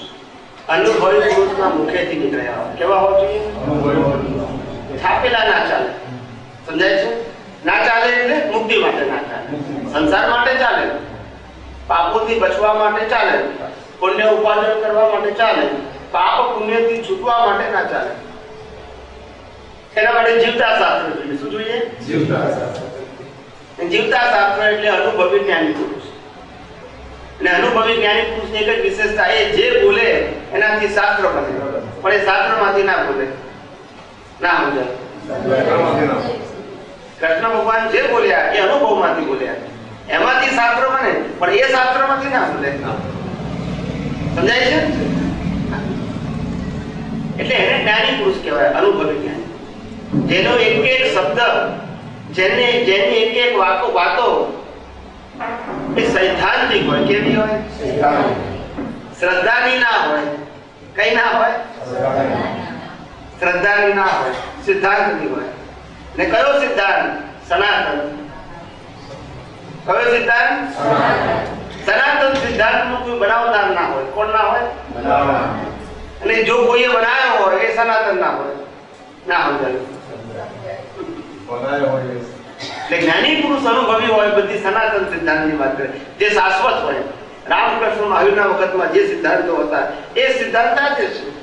ફક્ત દ્રષ્ટિથી એ જ્ઞાની પુરુષો એને સિદ્ધ કરે, અને સિદ્ધ કર્યા પછી લોકોને શેર કરે, પણ સેલ કરે ના. સમજાય? શેર અને શેરમાં ખબર પડે? શેર કરવું એટલે શું?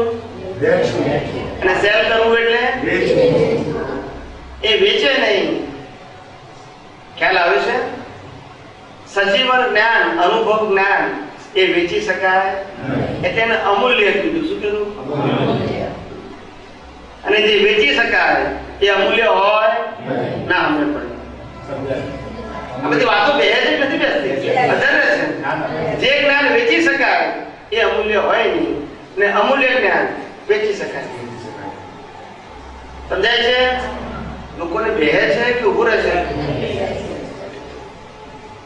એટલે આ રીતે આવું જ્ઞાન પ્રાપ્ત કરવા માટે દ્રષ્ટિ જોઈએ. અને દ્રષ્ટિ પ્રાપ્ત કરવા માટે આપણે જ્ઞાની પુરુષને પ્રત્યક્ષ ઓળખી શકીએ એવી ક્ષમતા આપણી નથી. આ આંખોથી ને આ બુદ્ધિથી ઓળખી શકવાની ક્ષમતા નથી આપણી પાસે.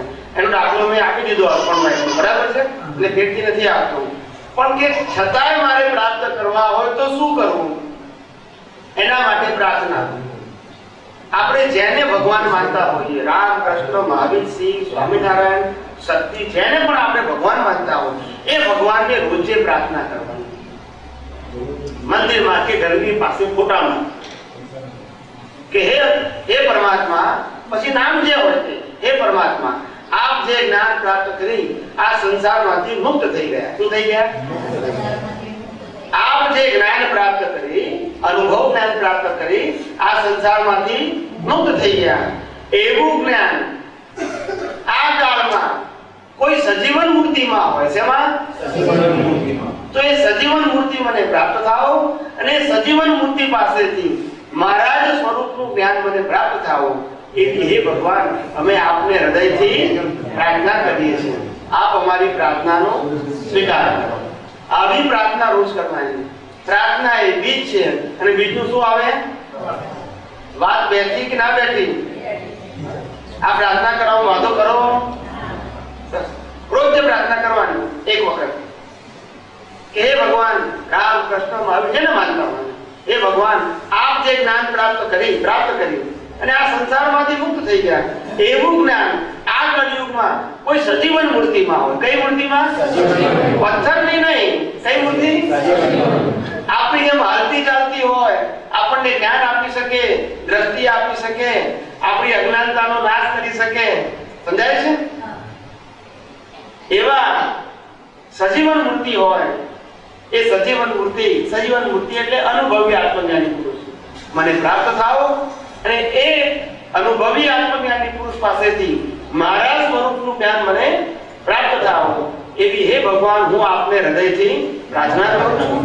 આપ મારી પ્રાર્થનાનો આવી પ્રાર્થના કરાય કે ના કરાય?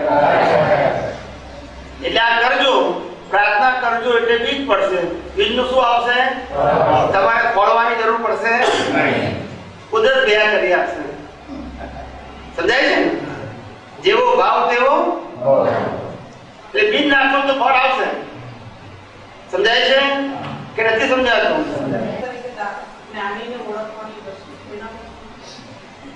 જ્ઞાની શું કરે? જ્ઞાની તમારો ધર્મ ના બદલે, જ્ઞાની પુરુષ તમારા ગુરુ ના બદલે, જ્ઞાની પુરુષ તમારી ક્રિયા ના બદલે, જ્ઞાની પુરુષ તમારી દ્રષ્ટિ બદલે.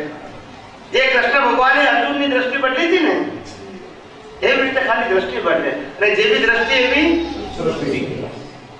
તમને એવી દ્રષ્ટિ આપે કે આ જગતની અંદર બધે પરમાત્મા દેખાય.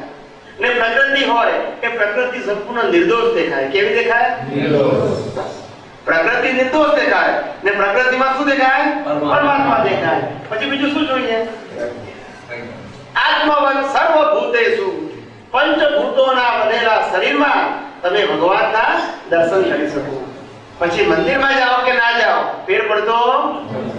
કારણ કે બધા જ મંદિરો, આ મનોચનકારોની મંદિરોમાં ભગવાન જુઓ તો દેહને શું કહેવાય? મંદિર. ના સમજાયું? જ્યારે આ શરીરમાં જ્યારે મંદિર દેખો ભગવાન જોવા મળતા હોય, પછી પેલા ભગવાન જુઓ કે ના જુઓ ફેર પડતો. આપણે બાધા લેવાની નથી, પછી જરૂરિયાત નથી. જવાનું થાય તો વાંધો નહીં, ના જવાનું થાય તો વાંધો નહીં. કારણ કે આ જીવ માત્રની અંદર શિવ છે. શું છે? આ બધી જ પ્રકૃતિમાં પરમાત્મા છે. કોઈ પણ પ્રકૃતિ પરમાત્મા વગર ના હોય, કોઈ પણ જીવ શિવ વગર ના હોય. અને જો આ જીવમાંથી શિવ નીકળી ગયો તો આને ડેડ બોડી કહેવાય અને જીવ ના કહેવાય. સમજાય છે મારી વાત? એટલે આને જીવ ત્યાં સુધી કહેવાય અંદર શિવ છે, અને પ્રકૃતિ ત્યાં સુધી કહેવાય અંદર પરમાત્મા છે. નહીં તો પ્રકૃતિ ના કહેવાય, ડેડ બોડી કહેવાય, મળતું કહેવાય. સમજાય છે મારી વાત? એટલે અંદર જ ભગવાન છે બધામાં. પાછા શું કીધું? મનુષ્યમાં નહીં, પશુ પક્ષી પ્રાણી વનસ્પતિ બધામાં ભગવાન એક જ સરખા છે. કેવા છે? એટલે જેને આત્મવત સર્વભૂતેષુ આ પંચભૂતોના બનેલા શરીરમાં જેને ભગવાન જોતા આવડ્યા એને ભગવત દ્રષ્ટિ કહેવાય. શું કહેવાય? એને પછી આ શરીર જે છે બધાના એ નિર્દોષ દેખાય, કારણ કે અકર્તા દેખાય.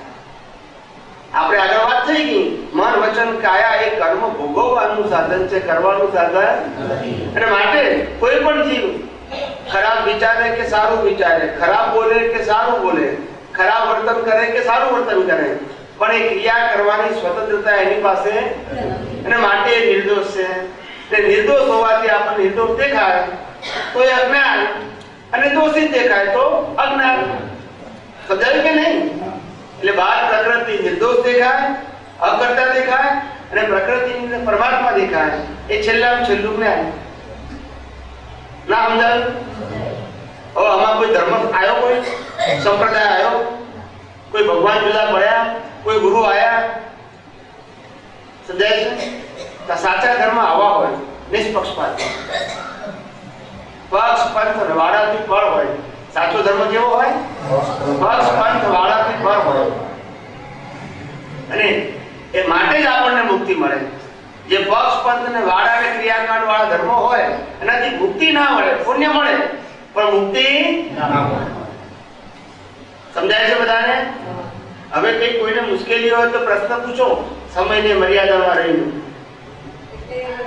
જે પૂછવા હોય પૂછજો, પણ વિચારીને પૂછજો. જે જવાબ આવી ગયા છે ના પૂછો. દ્રષ્ટિ બદલાય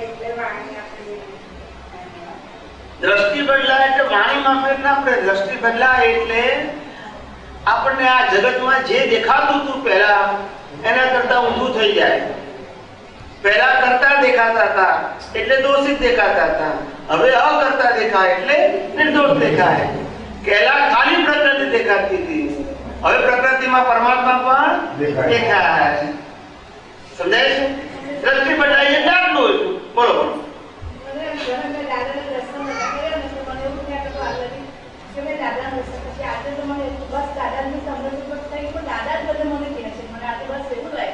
સરસ સરસ. આમાં મહાત્માઓને પુરુષાર્થ આવે કયો હોય? ખાલી શું મહાત્માઓને જે જ્ઞાન પ્રાપ્ત થાય છે એમાં પુરુષાર્થ કયો હોય? મહાત્માઓને પુરુષાર્થ એ જ છે. આ પ્રકૃતિમાં પરમાત્મા જોતા શીખી ગયા, પ્રકૃતિને અકર્તા જોતા શીખી ગયા. અકર્તા એટલે કરતા કોણ? તો વ્યવસ્થિત. નિર્દોષ જોવું એટલે સંભાવ. રામ છે. દોષિત જોવો તો રાગદ્વેષ થાય ને. નિર્દોષ એટલે સંભાવ. સંભાવ ત્યારે જ રહે કે નિર્દોષ જોવું. રાગદ્વેષ થાય તો તમારે સંભાવમાં રહેવાનું છે, પણ રાગદ્વેષ જ ના થાય તો પછી એટલે નિર્દોષ જોવું એટલે સંભાવ આવી ગયો અંદર. નિર્દોષ જવા માટે વ્યવસ્થિત શક્તિ એટલે અકર્તાની વાત થઈ ને આપણે. અકર્તા એને કીધું તો કરતા કોણ? વ્યવસ્થિત. એટલે છે, અઘરું નથી, સહેલું છે. સમજાય છે ને? એટલે પહેલી બે આજ્ઞા જો યથાર્થ સમજાય, પ્રકૃતિ ને પરમાત્મા, રિલેટિવ ને રિયલ, બહુ થઈ ગયું. માં બધી આજ્ઞા આવી ગઈ. યથાર્થ સમજાવવી જોઈએ. આજ્ઞા અઘરી નથી. આજ્ઞાને સમજાવનારો સમર્થ હોવો જોઈએ. કેવો હોવો જોઈએ? સમર્થ નો મતલબ સમર્થ ઇઝ ઇક્વલ ટુ અનુભવી. સમર્થ એટલે ગોખણિયા નહીં. સમજાય છે? અનુભવી. જેને પોતાને સેલ્ફ રિયલાઇઝ કરેલું હોવું જોઈએ એવા જોઈએ, એને અનુભવી કહેવાય. જેને ખુદને અનુભવ ના થયો હોય એ બીજાને કેવી રીતે અનુભવ કરી શકે? સમજાય છે બધાને?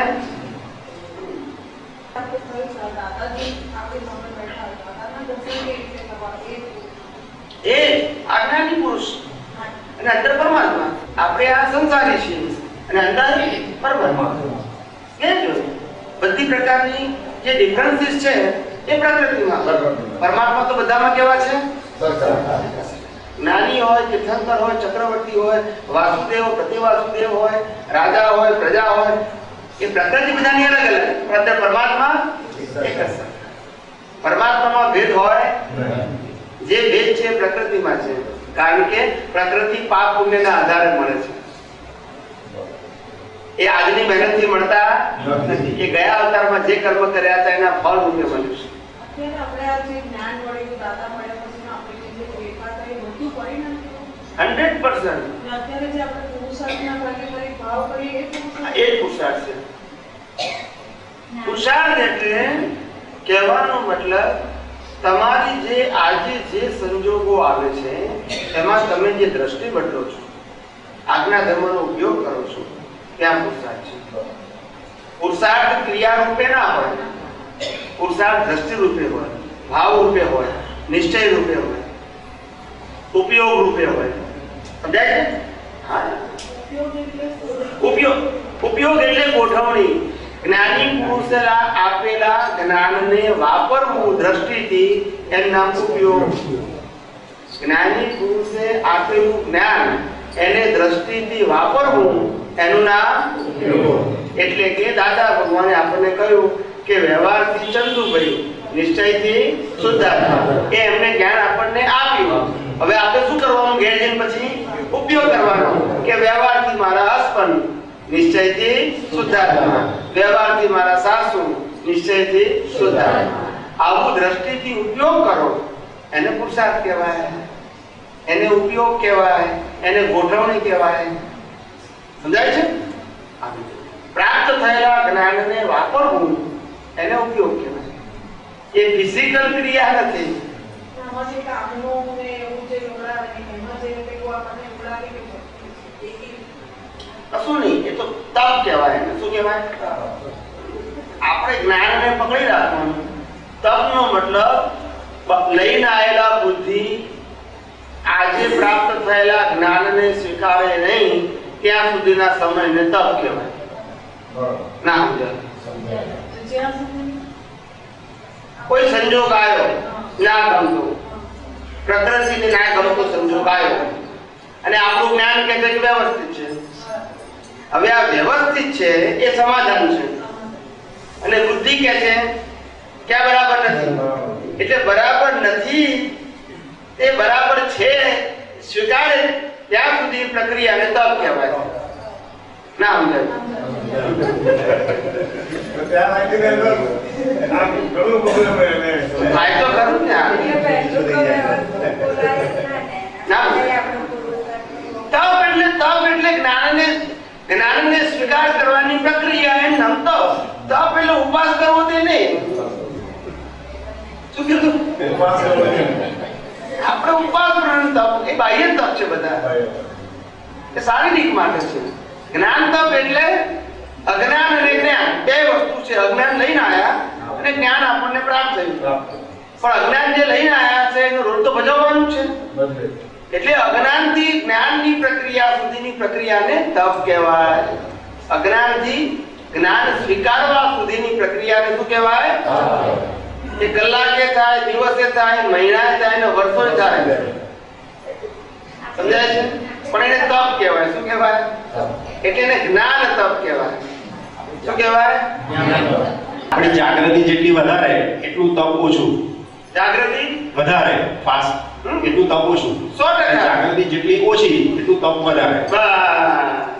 અને બિલકુલ જાગૃતિ ની એને તપ જ હોય. આખી તપ જ હોય. અજ્ઞાનીને તપ જ હોય. તો શું કરે? સમાધાન જ ના થાય ને. અપમાનના પ્રસંગો આવે તો આપણને આમ જાગૃતિમાં થોડાક સમય પછી પણ જાગૃતિ તો ખબર પડે કે ભાઈ અપમાન છે એ અપના હિસાબનું આવ્યું. પણ માન આવે ત્યારે એમાં ડૂબી જાય, મીઠું લાગે. હવે એમાં કેવી રીતે શું કરવાનું? એટલે આપણને ખ્યાલ આવવો જોઈએ કે અપમાન ને માન બંને કોને મળે છે?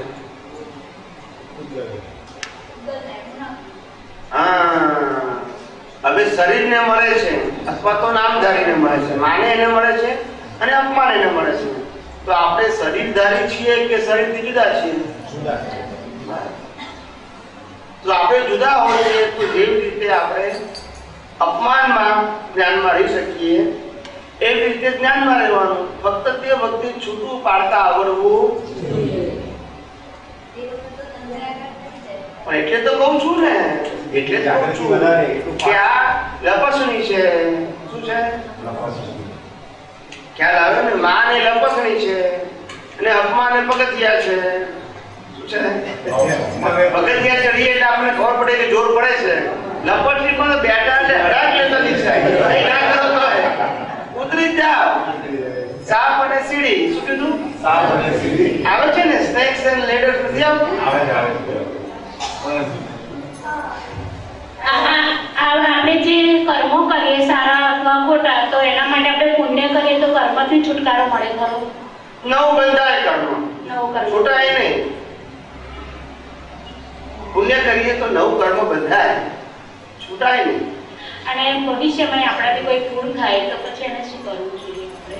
ભૂલ થવું હોય તો મેં 3 મુદ્દાનો કોઈ પણ પ્રકારની ભૂલથી મુક્ત થવા માટે, કોઈ પણ પ્રકારની ભૂલથી દોષથી મુક્ત થવા માટે 3 મુદ્દાનો કાર્યક્રમ. મુદ્દો નંબર 1, ભૂલને ભૂલ તરીકે સ્વીકાર કરવો. શું કીધું? ભૂલ તરીકે સ્વીકાર કરવો. એ પહેલો મુદ્દો. બીજો મુદ્દો, જે ભૂલને ભૂલ તરીકે સ્વીકાર કરી છે એને હાર્ટીલી માફી માંગવી ભગવાન પાસે. સમજાય છે? આ બીજો મુદ્દો. અને ત્રીજો મુદ્દો અને છેલ્લો, જે ભૂલને સ્વીકારી છે, જે ભૂલની માફી માંગી છે એવી ભૂલ હું ક્યારેય પણ ન કરું એવી ખાતરી આપું છું. એ ભગવાન આપ મને સત્ય. એટલે આલોચના પ્રતિક્રમણને પ્રત્યાખ્યાન, ભૂલને સ્વીકારવી, ભૂલની માફી માંગવી અને ફરીથી ભૂલ ન કરવાનો દ્રઢ નિશ્ચય. આ ત્રણ પ્રક્રિયામાંથી પસાર થાવ એટલે કોઈ પણ પ્રકારની ભૂલથી તમે મુક્ત થઈ શકો. સમજાય છે? આ મેં તમને શું આપ્યું? દાંત કાઢવાનો સાબુ, ફ્રી ઓફ ચાર્જ. શું કીધું? જય સચ્ચિદાનંદ. કારણ કે આ સાબુ ફેક્ટરીમાં બનતો નથી. બધાને ગમે છે કે કંટાળો આવે છે? બરાબર છે. આપણને આ જેટલું સમજાય ચરણ વિધિમાં જે બોલીએ છે એ જેટલું સમજાય એટલું સારું. સમજાય છે? જે બોલીએ છીએ આપણે જેટલું એ સમજપૂર્વક બોલીએ ને એટલો વધારે લાભ થાય, અને મિકેનિકલ બોલીએ તો ઓછો લાભ થાય. મિકેનિકલ એટલે પોપટની જેમ. કેવું?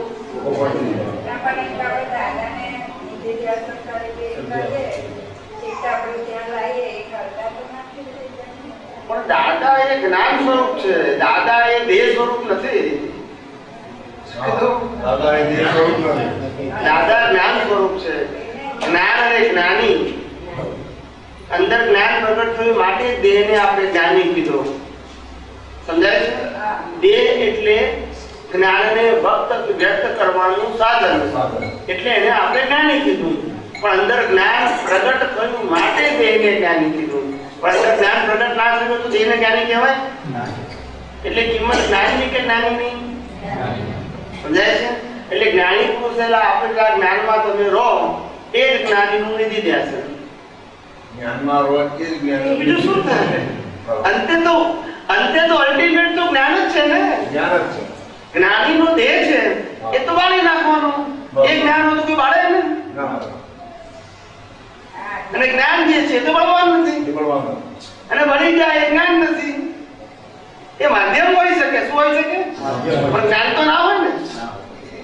એટલે જ્ઞાનીને માધ્યમ કહેવાય, પણ મૂળ વસ્તુ શું છે? જ્ઞાન.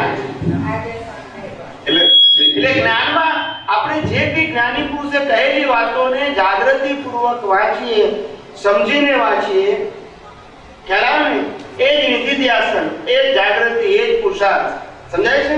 પણ એમનો ફોટો જોયા કરશો તો શાંતિ રહેશે, પણ જ્ઞાન સમજાશે નહીં ત્યાં સુધી નિવેડો નહીં આવે. શું કીધું? કૃષ્ણને બહુ ભજ્યા, મહાવીરને બહુ ભજ્યા, રામને બહુ ભજ્યા, ખ્યાલ આવ્યો ને? પણ આપણા જીવનનો ઉકેલ ના આવ્યો કારણ કે જ્ઞાનને ના સમજ્યા, ના સમજ્યા. બહુ આરતી ઉતારી, પણ જ્ઞાનને સમજો ને પેલા. સમજાય કે નહીં? બિગિનિંગ માટે માનો કે એનું નિધિધ્યાસન કે એના માટે કે આગળ જવાનું. કહું ધીમે ધીમે મારું મારા તમે જિલ્લા કહું મારે મારું મુશ્કેલ પડે ને પાછું. સમજાય છે? એક ભાઈએ પ્રશ્ન પૂછ્યો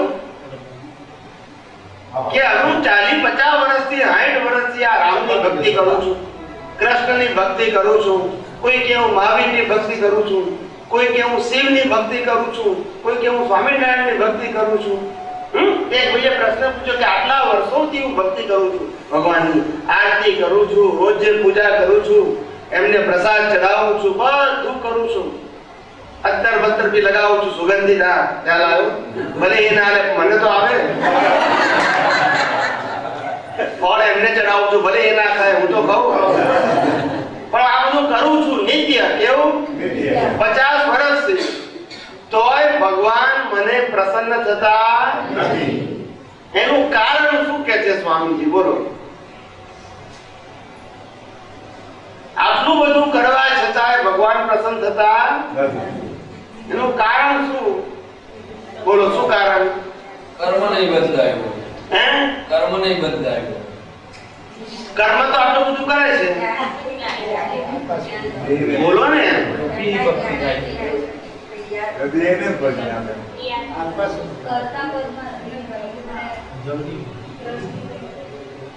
આમ તો એક્ઝામ નેક્સ્ટ ટાઈમ લેવાની છે, આ થોડો સમય જેટલો લઈ લો. અમને ખબર છે કે થોડું અઘરું પડશે, વાંચવા માટે સમય તો આપવો પડે ને.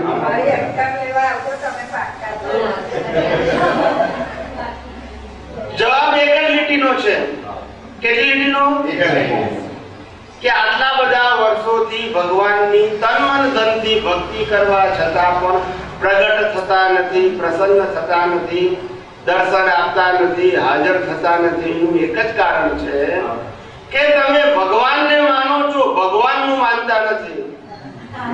ભગવાનને માનો છો, ભગવાનને નથી માનતા. ઘેર જઈને વિચારજો. આ બહુ વાર લાગશે વિચારવા. આપી દઈએ આપણે. હમણાં ના આપતો હમણાં.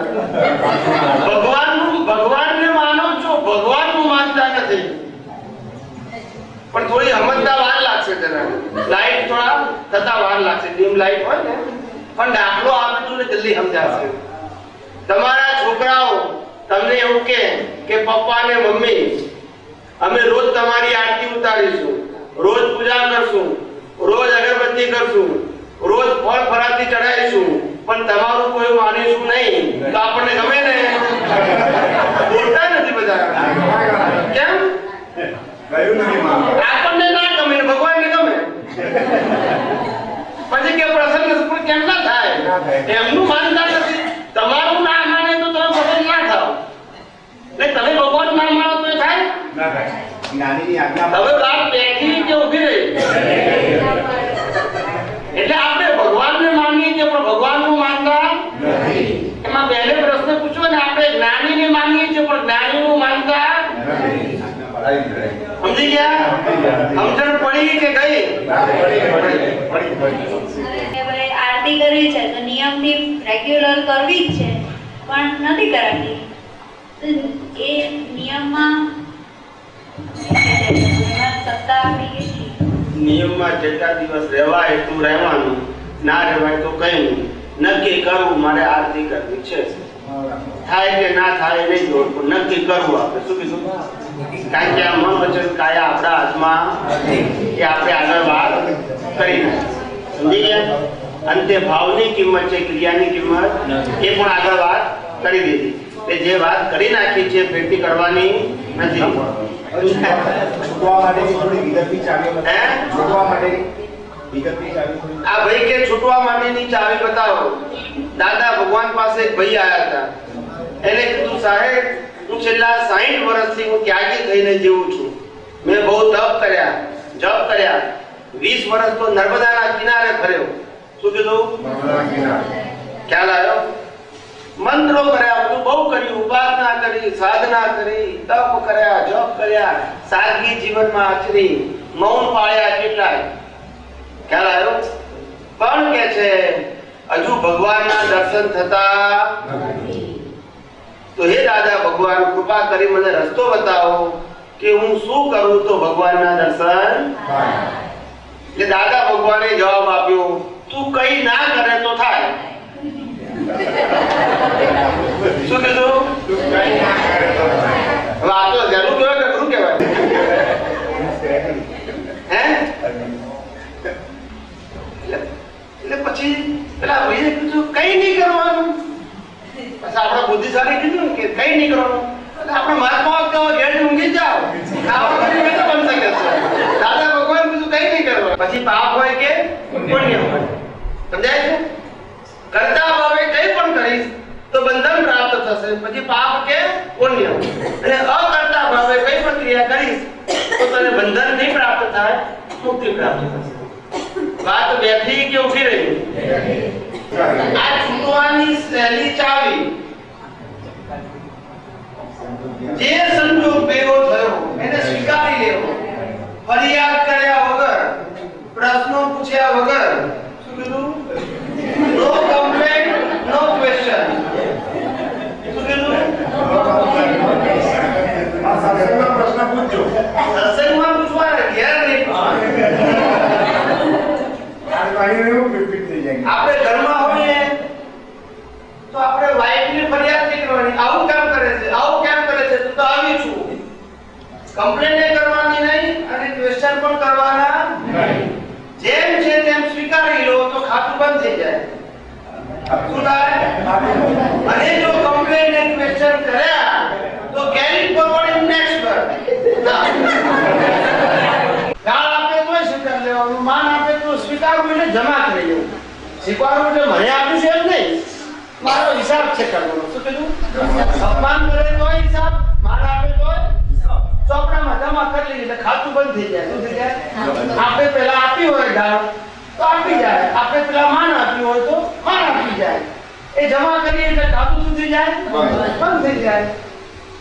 અને પાછું નવું ધીરીએ તો શું થાય? પાછું ખાતું ને સમજી ગયા? પાકું ભૂલશો ને? Next time પૂછ્યું પછી હા? તમને નહીં, ઘરવાળાને. આ બીજાનો ગણતા ચાલો, સમય થઈ ગયો. છેલ્લે આપણે પ્રાર્થના કરીએ. બધાને આનંદ આવ્યો? એ ભારે નથી પડ્યું ને? બધા હાથ જોડી દો, આંખો બંધ કરી દો. હું પ્રાર્થના બોલાવું એ જગ્યાએ બોલજો. હે અંતર્યામી પરમાત્મા, આપ દરેક જીવ માત્રમાં બિરાજમાન છો, તેમજ મારામાં પણ બિરાજેલા છો. આપનું સ્વરૂપ તે જ મારું સ્વરૂપ છે. મારું સ્વરૂપ શુદ્ધાત્મા છે. હે શુદ્ધાત્મા ભગવાન, હું આપને અભેદ ભાવે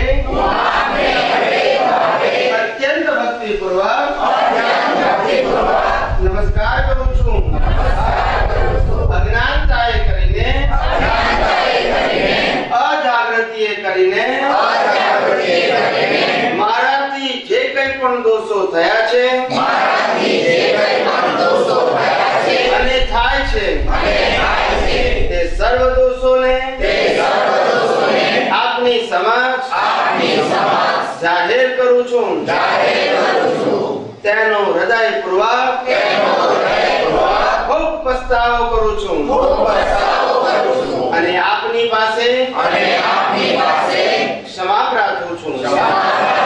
હે પ્રભુ, મને ક્ષમા કરો, ક્ષમા કરો, ક્ષમા કરો. અને ફરીથી આવા દોષો ક્યારે પણ ન કરું એવી આપ મને શક્તિ આપો. હે શુદ્ધાત્મા ભગવાન, આપ એવી કૃપા કરો કે અમને ભેદભાવ છૂટી જાય અને અભેદ સ્વરૂપ પ્રાપ્ત થાય. અમે તમારામાં અભેદ સ્વરૂપે તન્મયાકાર રહીએ. જય સચ્ચિદાનંદ, જય સચ્ચિદાનંદ, જય સચ્ચિદાનંદ.